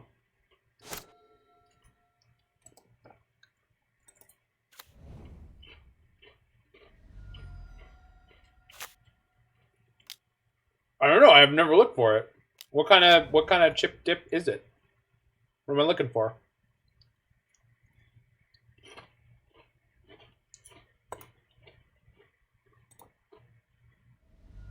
So I think we're attritioned out of this game by our mold of 5, but I also think that just like ripping Tron is probably how we win this game. Okay, here's the really messed up turn right now. Because I want to keep this Spatial Contortion live in case they play a Skelemental. So I can't play the Surge node.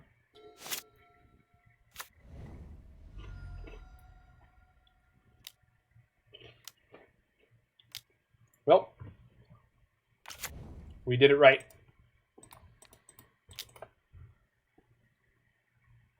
We rip Tron, we still might mess them up. Oh yeah, that's what I'm looking for. Okay, well, made the right call. We just need to be a little more lucky.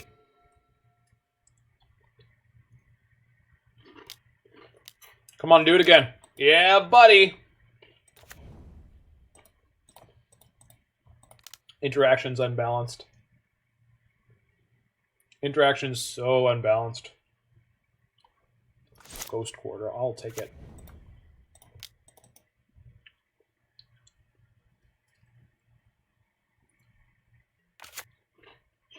Maybe I should have held the Surge node in case they Croxa. Surge node's not actually all that useful right now. God damn it. It's like they don't even play Inquisition, I swear.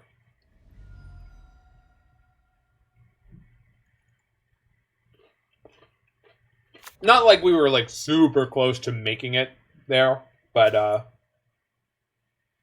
that'll do.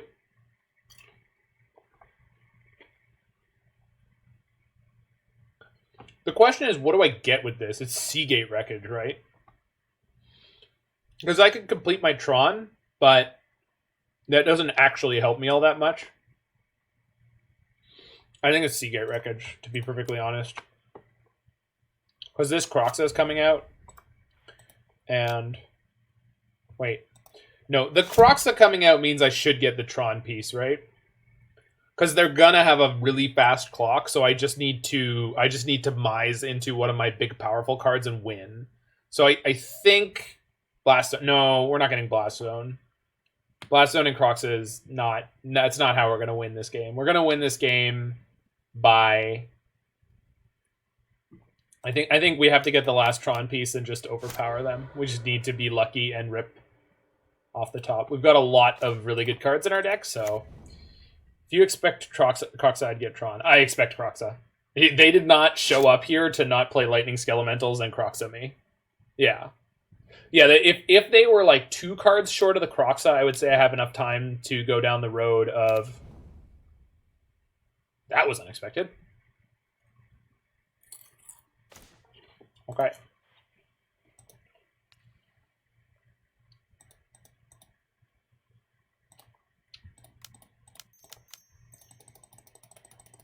I have even more mana. Kick it. Bow, bow, bow, bow, bow, bow.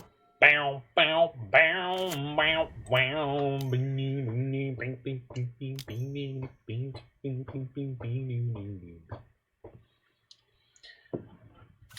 You guys like Richie Blackmore? You know, he's the guitar player in Deep Purple.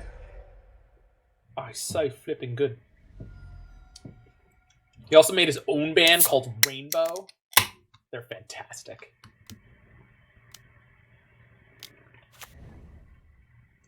I was really hoping they were going to play a second Luris for no good reason there. 3, 4, 5, 6, 7, 8, 9. We're not dead on board.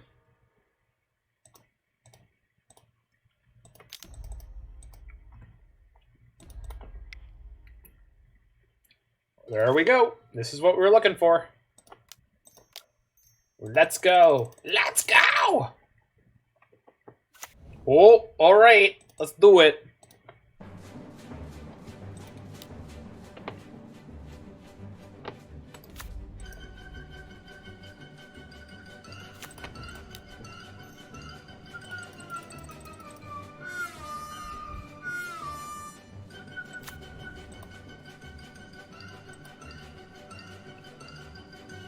It's Anastasia, Roy. All right. Do I stop here?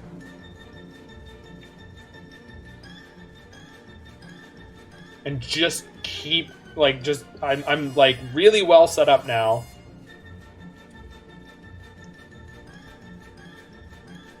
If they have Kolaghan's Command, they have to kill my bridge, which means I live through that turn. And we just get to do more of this next turn.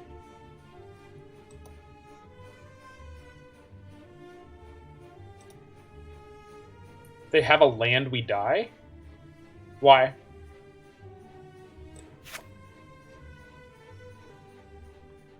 What are you talking about?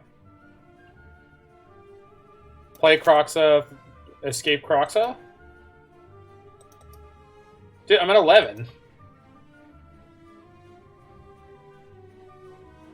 How am I dying?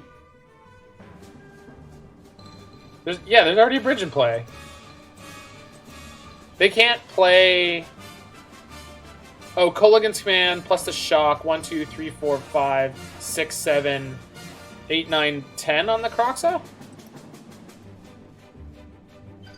Yeah, we're okay. Alright. We're good. Just gonna pass the turn here, crank up everything for a bigger next turn.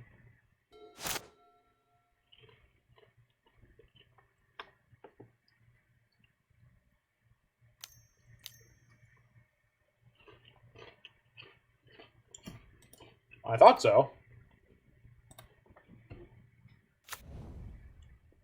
I don't think it's possible for them to kill me. They could put me to like 2.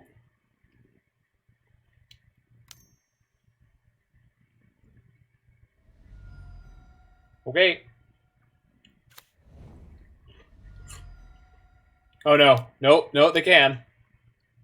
No. Okay. Whew. Well, there goes my Tron.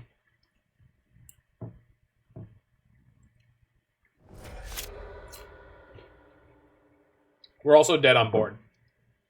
Because they can escape Kroxa, and then, sorry, they can use Luris to play Kroxa, and then escape Kroxa. Let's just charge up this Chalice.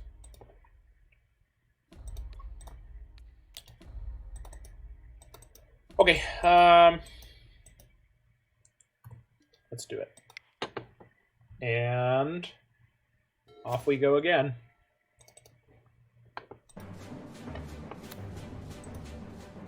So I'm going to exile the first one. Yeah. Yikes. Okay. Yeah, they did kill my tower.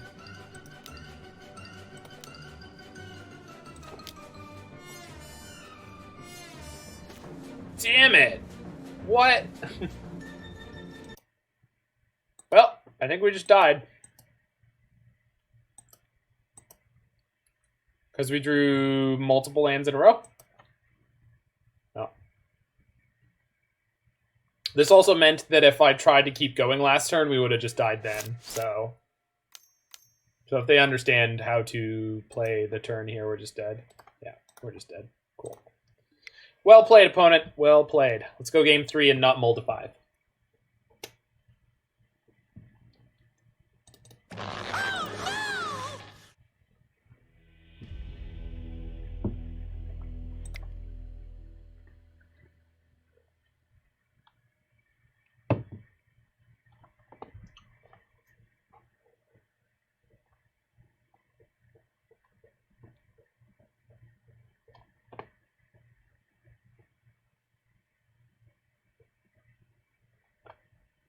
I think I want the last Spatial Contortion.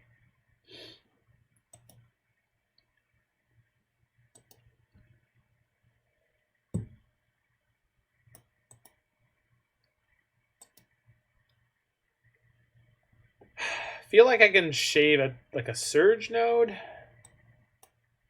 So I'm going to. Did we top deck the Cornucopia? At some point, yeah. What? It was from the previous turn's Mystic Forgery.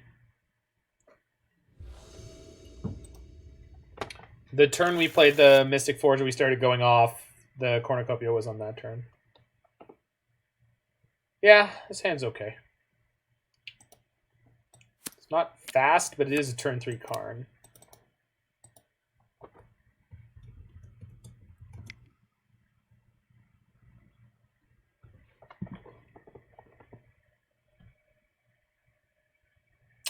So, yeah, we just start playing Tron lands. We're gonna play Chalice on 1 on turn 2, hopefully, and then see where we go from there. If we get to play this Cornucopia on turn 3 because they Thoughtseize or Inquisition away my Everflowing Chalice here, then we can play a turn 4 Karn, which is kind of sick. Just saying.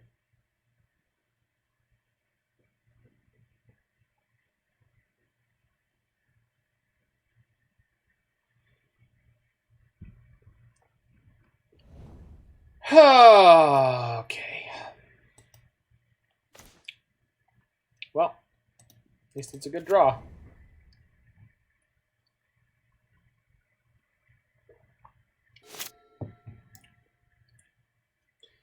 Well, we're still in the position to top deck the Tron land, so maybe play a Bob. Son of a bitch.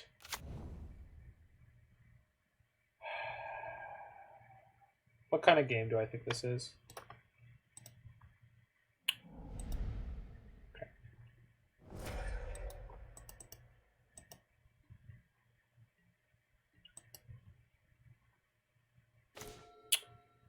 Okay, that's a card. No Skelementals. Got it.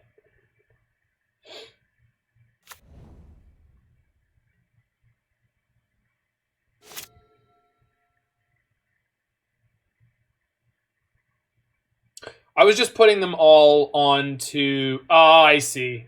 I don't think I have the Throne of Geth in my deck right now. Ah, there it is. But you're right. There is a reason to do the thing that you're talking about. Which I was previously thinking there wasn't a reason to diversify where my counters are sitting.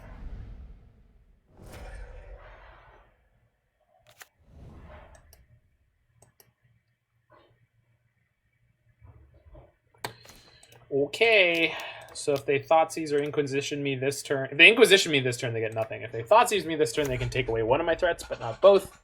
So here's hoping we've put together the kind of board we need. You're just being weird. Yeah. What's up, Pensor? I don't necessarily think you're being weird with that, Roy. Like, because I was thinking about it earlier, and I was like, well, we'll just put all the counters on one thing because I wasn't expecting it to die in the previous. Jesus, flipping flip.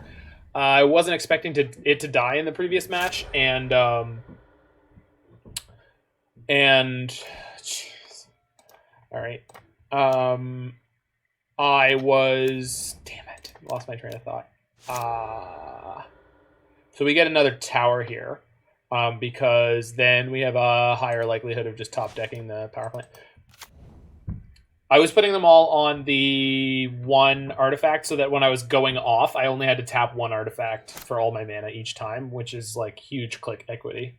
If you spread your mana around, it's like a lot more technical to eke out every bit of value each time that you're going through your Paradox Engine iteration. Okay, so which would I rather lose here? Do I have a Mystic Forge in my sideboard right now? I don't. I have 2 Paradox Engines. So the question is, which of these is just outright more powerful? I think it's Mystic Forge, because Karn getting me a Tormod's Crypt right away is sweet, but it's not really relevant because they already escaped a Kroxa. And if they want to shatter, they have to pick the Forge or the Bridge. Hold on. No, I can't. Okay.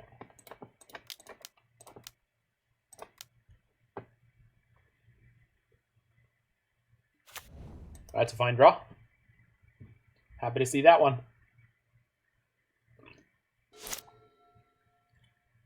What do you want to orb for? Assuming you're talking about the orb that I think you are.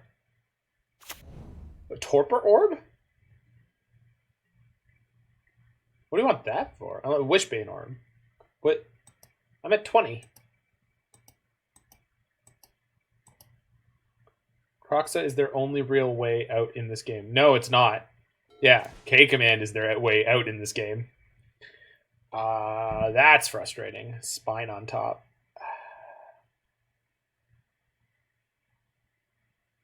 Because I can always... That's fine. We'll just exile it. Spatial Contortion. That's a sick draw. Bye, Luris. Expedition map. Sure. Can't use it this turn, but we can use it next turn. Surge Node, and PS the turn. Did I screw up there? No, it costs 1 mana to... No, I did screw up there. I could have played the Surge Node, cranked the Surge Node onto the Cornucopia, and then, yeah, okay. So I'm 1 charge behind on my Cornucopia.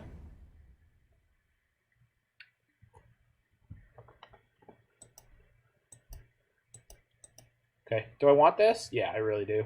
Mazemind Tome is amazing with all this going on. Okay, so crank onto the Cornucopia. Use the Cornucopia to crack the map for the last Tron piece. Power plant? Yeah, right. Yeah, power plant. All right, play the power plant. Karn on top. Sick. Play Ugin. Oh, I only have 1 mana left, though. So if I want this Karn... Yeah. I'm willing to wait for it. Hold on. There we go. I would... Oh, we'll just put the Karn under the top card. There we go. Play a free map. Play a free Cornucopia.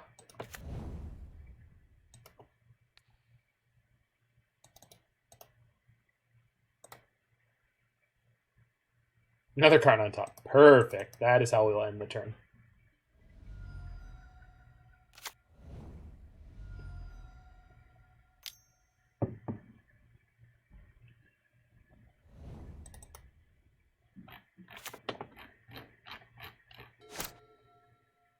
They bolted my Ugin. Okay.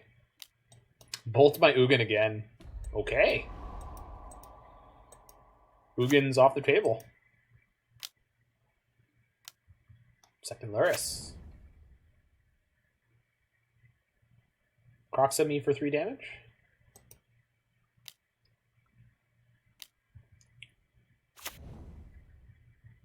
Yeah.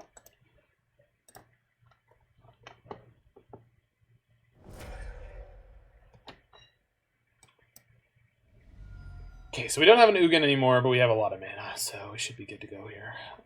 Yes. Karn is great. So first things first, let's go ahead and map. Get a tower.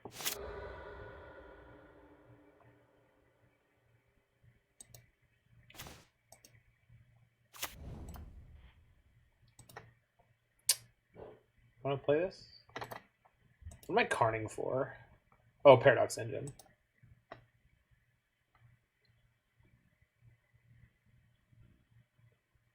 Yeah, perfect. Super perfect. Holy wow. Okay. So, it's 4 mana for Karn. Wish. Yes, please. What's the name of the card? Paradox Engine. Okay. So what we're going to do is, hold on. We're going to Surge Node onto the Cornucopia.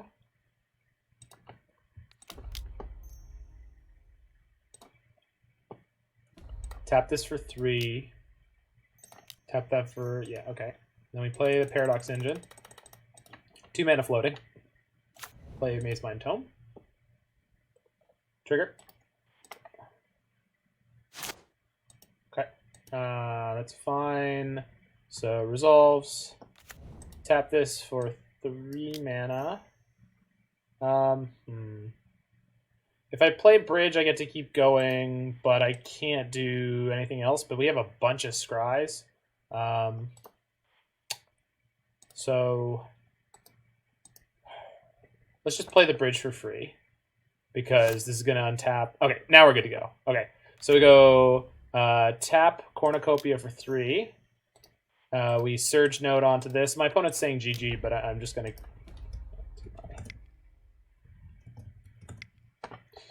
to... we get to cast the Cornucopia. We're up 2 mana. And then we basically combo through our whole deck.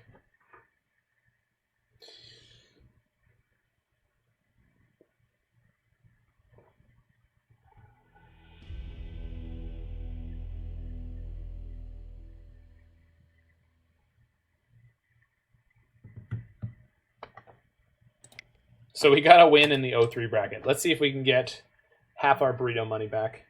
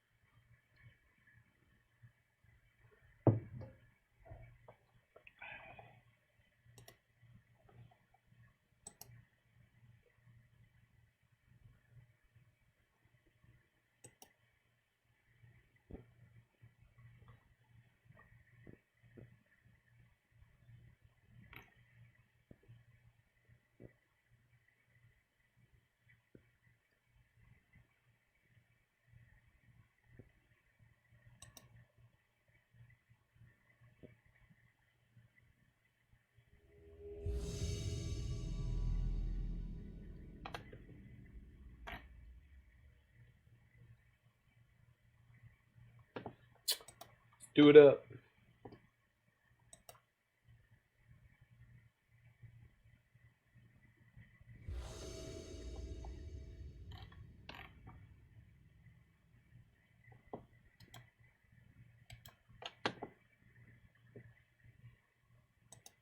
Winning the die roll here against Salty Steve.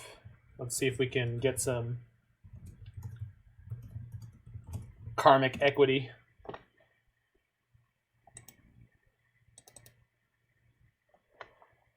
Sand to keep? Surge Node plus Coretapper, but no Cornucopia and no...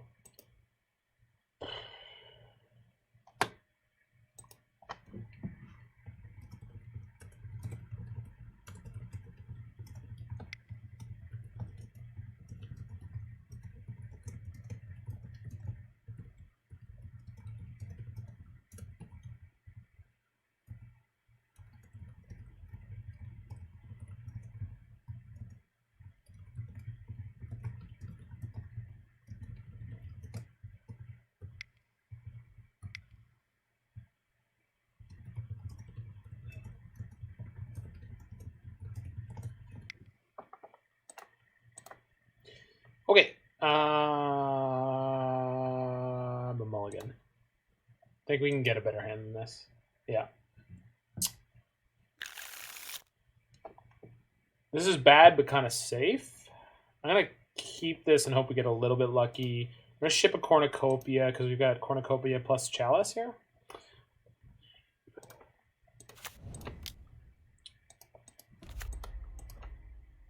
Dice Factory.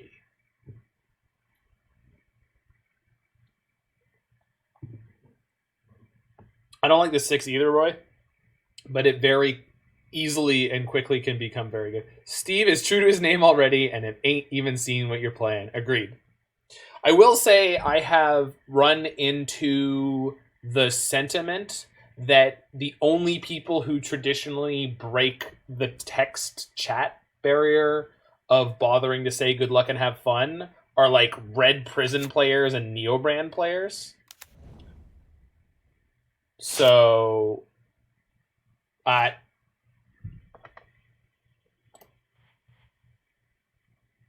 yeah, I mean, I don't. I kept this hand, Roy, because I think this hand can win, and I think it can become unstoppably powerful very quickly.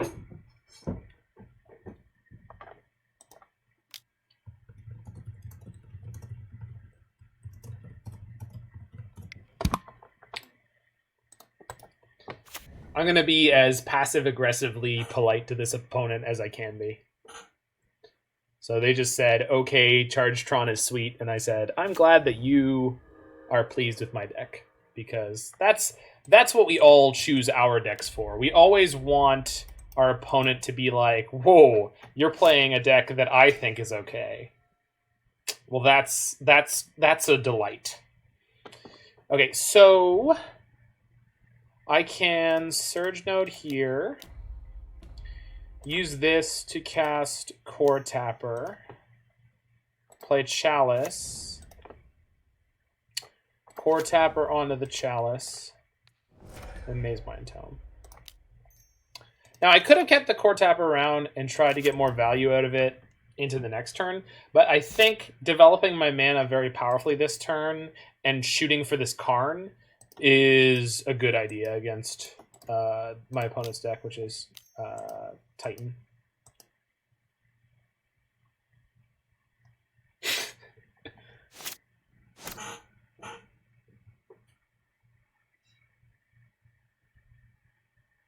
Would you board in 3 Gus against blue-red with Greater Gargadon? I play Bant.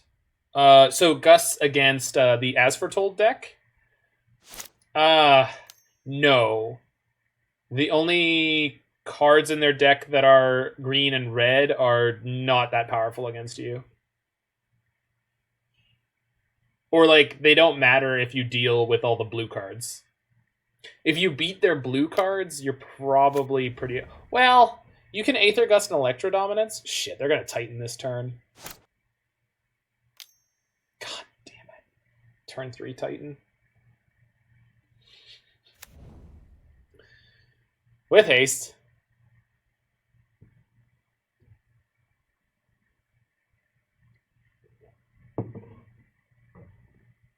Steve and Amulet of Vigor. You gotta love it. I have seen enough things in this metagame that make me think that maybe we could get away with trying to play my red-green land deck again, so I want to boot that up after this league. I'm not going to have time to do like a full recording, so I'm just going to record what I have time for before dinner. And then I'll come back tonight at like 10 p.m. and see if we... Oh.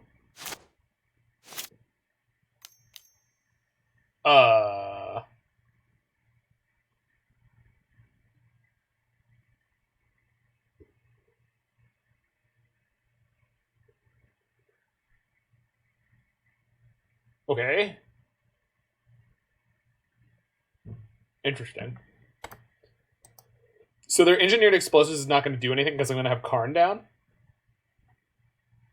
So maybe we're just going to go Karn Bridge here. Pretty sure we're just going to go Karn Bridge here. I have 1, 2, 3, 4, 5 mana. Okay, so we need to do better.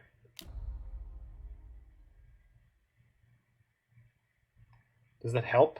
No, not without more mana.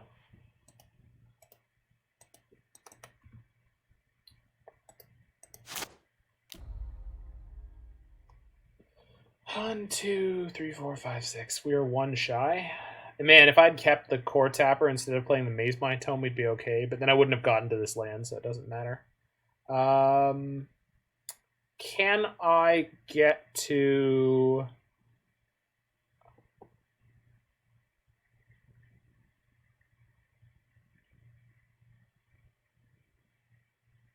I guess I just bottom this and see if I just pick up a bridge.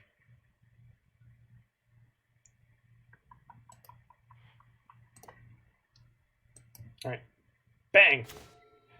Do we know any of the cards in their hand? There's 1 engineered explosives, which basically means I'm fucked.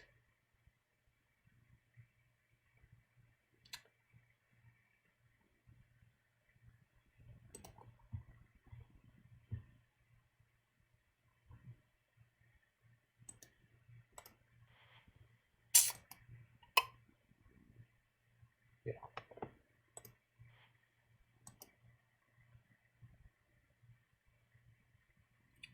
Because they're going to kill all of my artifacts for next to nothing. And there's really nothing I can do about it. I'm going to play the Mystic Forge.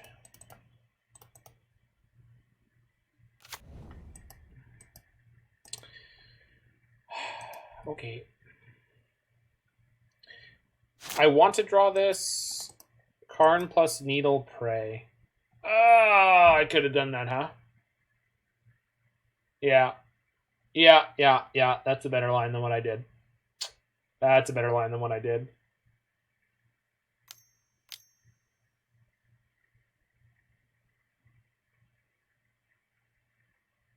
Yeah, I mean, that's fine.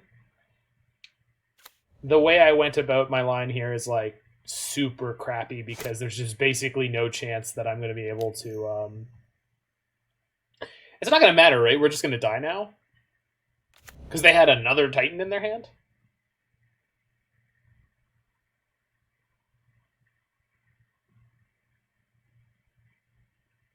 They play Blood Moon Rip. Oh, in your match. Yeah. That could be definitely a thing.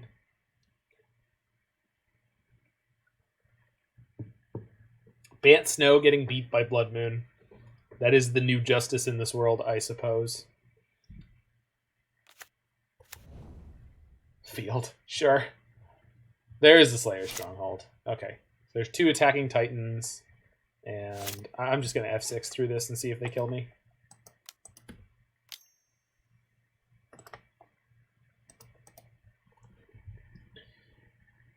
They have not yet presented lethal. The problem is they're going to wipe all of my artifacts. All of my low CMC artifacts. So, pretty sure we're just dead. And it doesn't matter.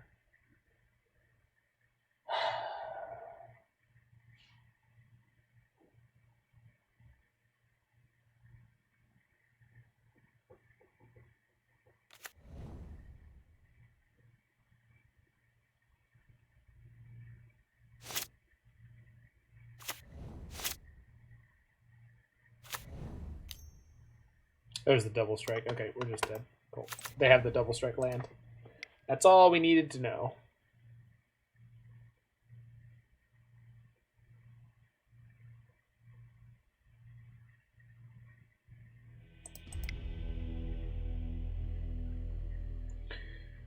I don't think I want the Spatial Contortions. I think we just need to go off a little faster.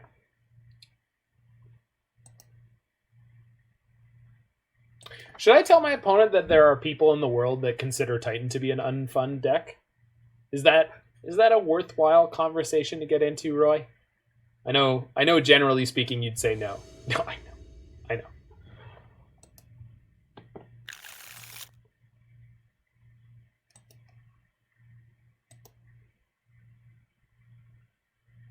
Wow. This hand has Tron in it. Do you think this 6 is keepable? It's got Tron.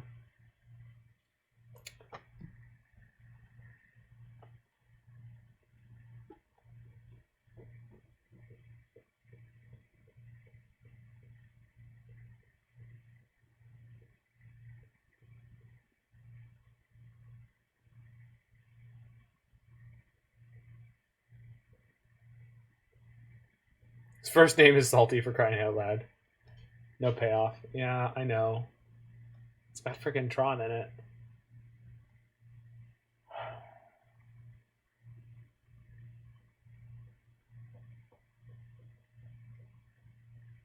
You'd keep? Yeah, I think I'm going to keep. We can also hit things like Mazemind Tome that significantly improve the quality of our draws. We can hit Mystic Forge. We can hit Karn. We can hit Ugin. We can hit almost anything in the deck. So,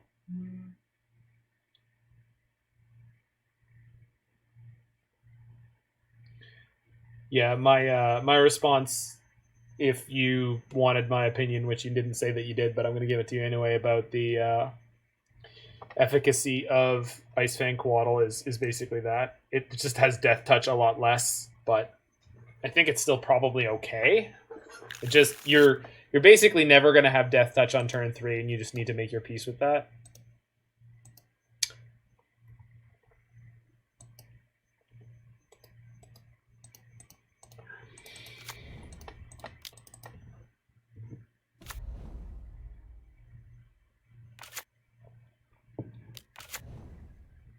Turn 1 Omelet in their 7, sure. Hey, look, we did the thing. So we're just going to Classic Tron them here. Painful conversation. Oh, thanks, Roy. I appreciate that. I'll get over it. It's been less than a week. Just give me a little time. I'll get over it. I think the thing that's been the most painful for me, to be perfectly honest with you, is the fact that nobody seems to fucking care. Like, there's out of all the podcasts I've listened to, it just seems like everyone's like, yeah, Astrolabe was a fine ban. You know, it's all good. You know, I don't think the Modern needs the ban, but, you know, Astrolabe's a fine ban. It's like, come on. Nobody's standing up for my boy. Like, it just hurts. Like, I don't... Yeah.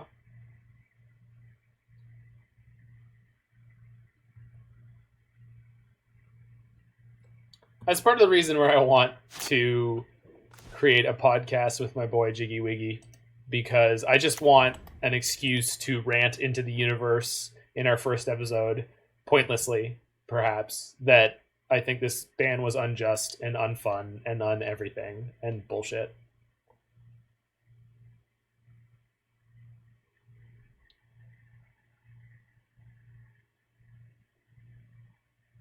And the fact that the same BNR announcement was so completely ineffective in any way dealing with the absolute shit show that Pioneer is right now is just super frustrating. I don't even care about that format much right now, but I used to, and it seems like they've abandoned it, intentionally or otherwise. I don't know. So do I Karn for Torpor Orb here? So I know they've got Boros Garrison in their hand, which means they don't yet have double green, but they have 2 land drops next turn, so they're going to have 1,000,000 mana. Oh, I could get the Liquimetal Coating? Orb? Yeah. Yeah, I think we Orb.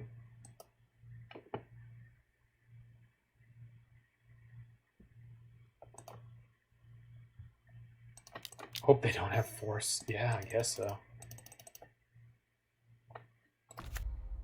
We do have a blocker, which is kind of nice.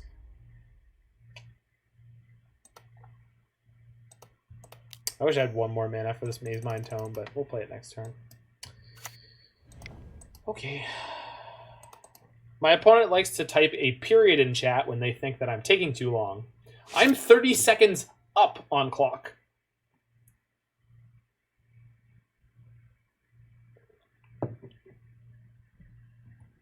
Yeah, Rex Sage. Yeah, that's fair.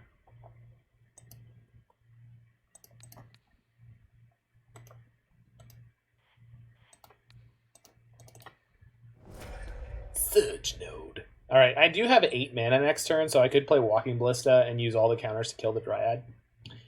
I don't think we'll end up doing that, but we could. Explore. So they have 3 land plays. So their Boros Garrison would have given them 12 mana. Ketria Triome. That's an inclusion. Okay, so they can Titan this turn if they want to. Which means we go Mazemind Tome and Bridge on our turn. Second Dryad. Okay.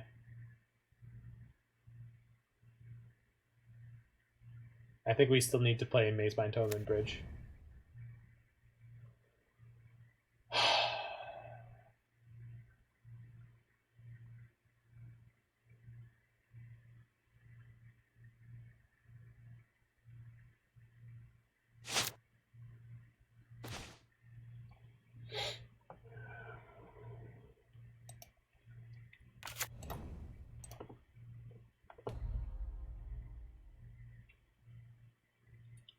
Yeah.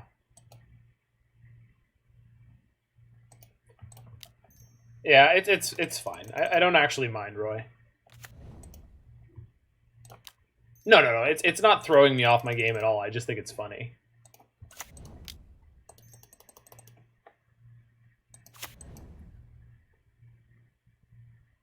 Yeah, I'm good.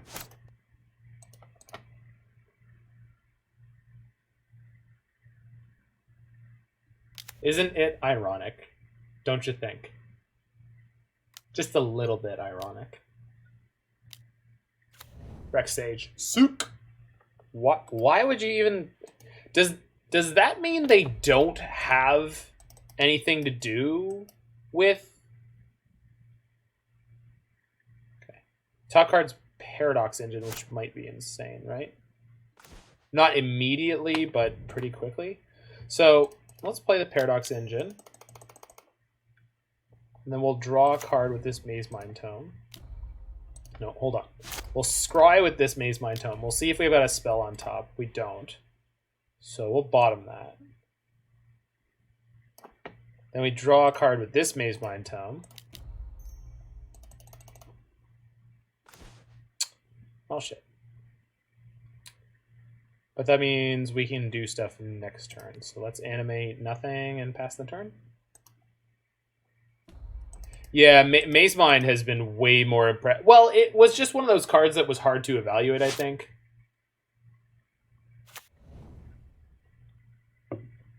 Okay, looks like we won this one, I think.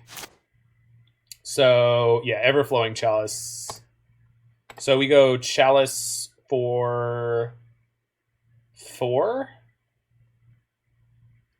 Yeah. Yes, okay. So we go Chalice for 4.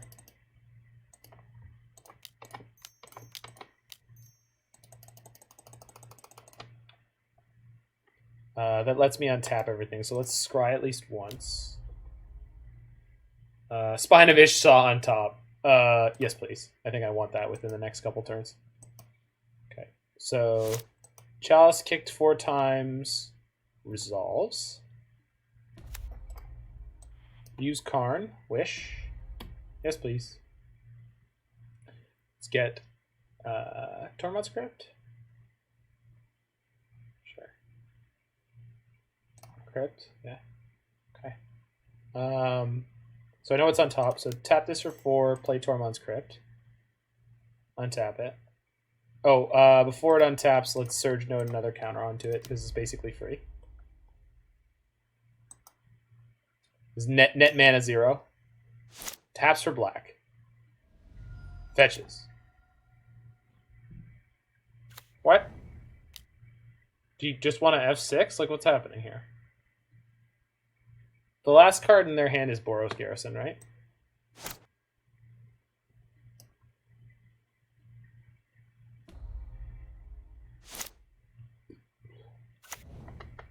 Okay.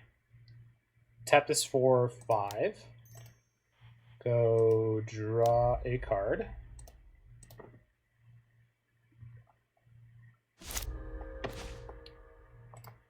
Draw a card.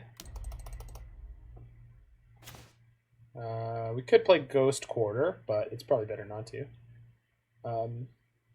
Should have done that in a slightly different sequence, but it'll be okay. So I missed transferring a counter there, but that's okay. Resolve my Karn. Make a wish. The only 0 mana card is Walking Ballista. So let's get Pithing Needle, play Ghost Quarter, go tap this for 5, transfer a counter, play Pithing Needle, draw a card. Perfect. The Pithing Needle, what's it called? Teleria. Go tap this for 6, move a counter, play Throne of Geth.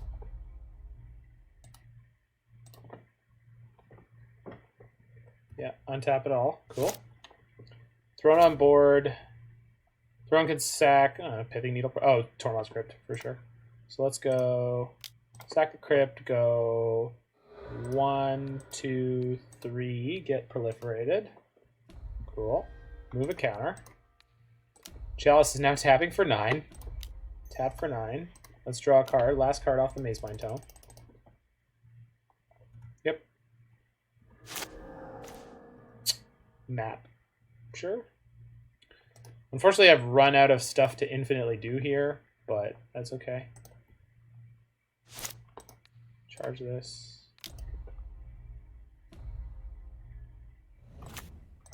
We can go grab the bridge. Not the bridge, the Sea Gate Wreckage.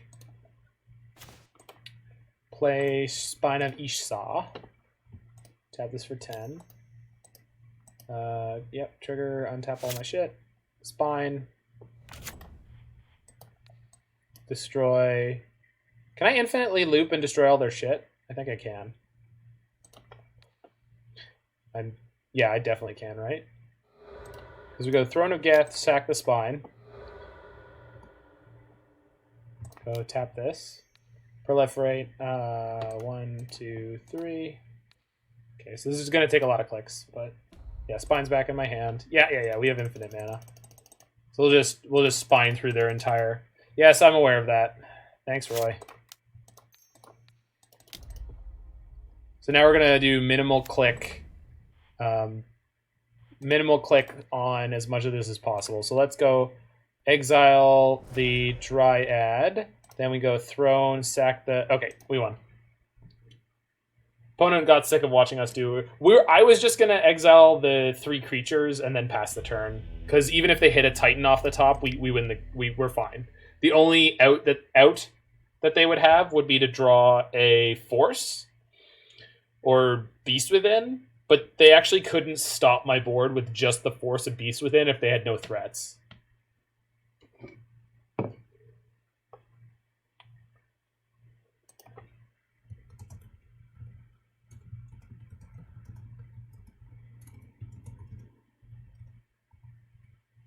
Alright. Sounds like a win con. Okay, I think we're good to go to game 3 here. Opponent said, man, lucky draws, holy. I don't... Okay. Their hand had no way to produce a Titan, right? they had a lot of mana, but they actually couldn't get a Titan. Is that correct? If we're thinking back through that game?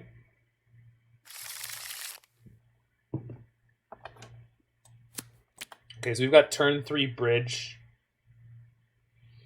Throne, Cornucopia. I'm going to keep this. It's a little sketchy, but I think it's okay. Opponent mulls to 5. Seems good.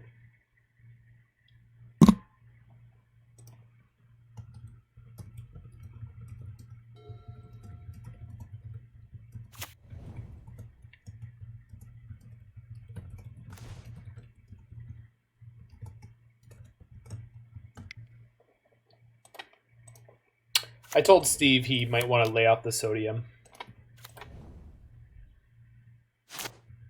Kept Nattytron and a Mazemind. No, we didn't have the Mazemind. We had no way to massage our draws, I'm pretty sure. We had Natural Tron and we had like a Surge node and like a Cornucopia? Something like that? Maybe I'm wrong, but I'm pretty sure we didn't have the Mazemind in the opener.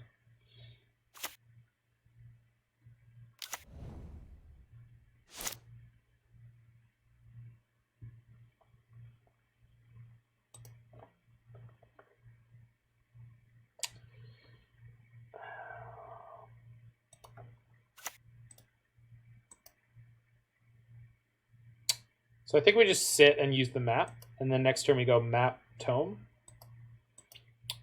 Yeah, I think that's as good as we can do.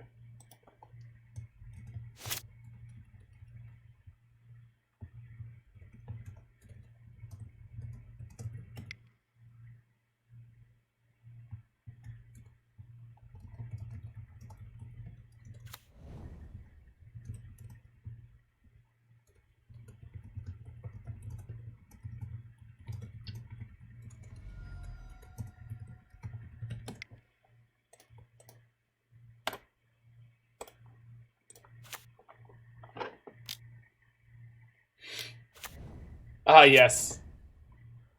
Ancient Zen proverb.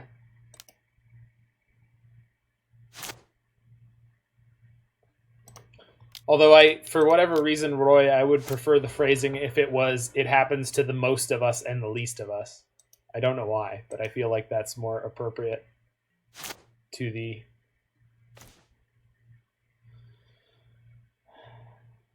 language.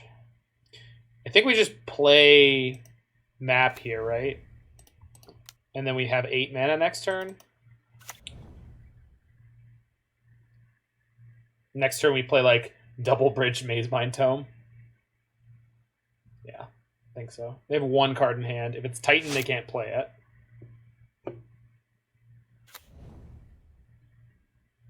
Okay.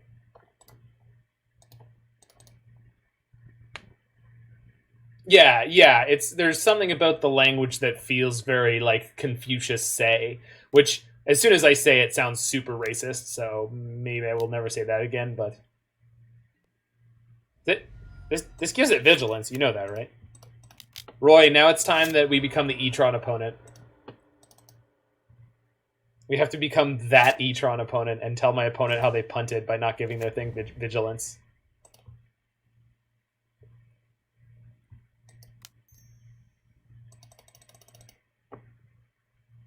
We have 8 mana, so we're going to play Bridge, and Mazemind Tome.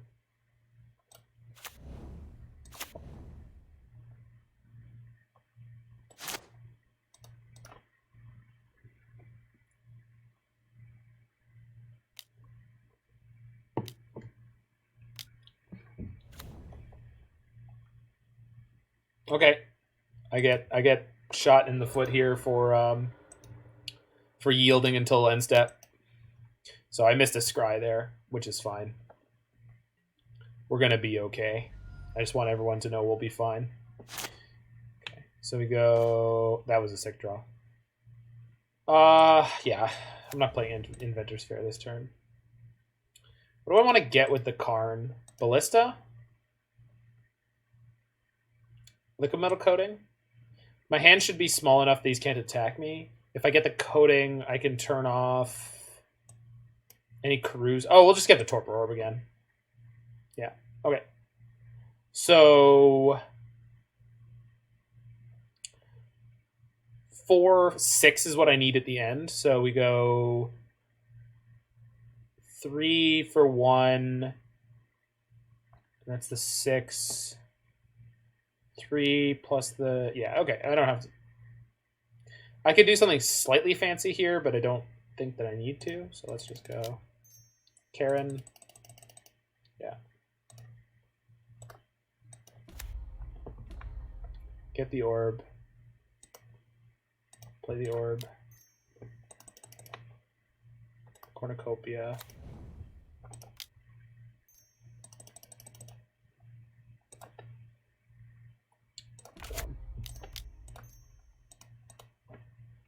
Okay. Go ahead, opponent. And the next turn, what we do is we use Inventors Fair. We also get the Crucible of Worlds. Sure, you got it. So Inventors Fair. Go get Crucible.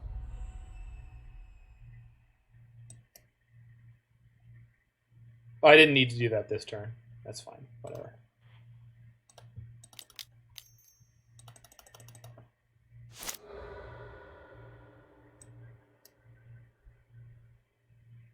Do I want Paradox Engine now?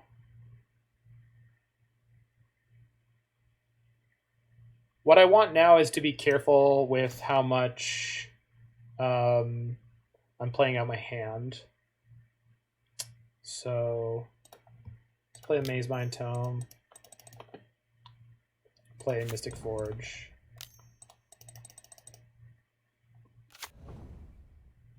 That'll be great for next turn. I can't play it now. I could sack something to the throne, proliferate the Cornucopia, play that, and then start like going off. But I don't think that yeah.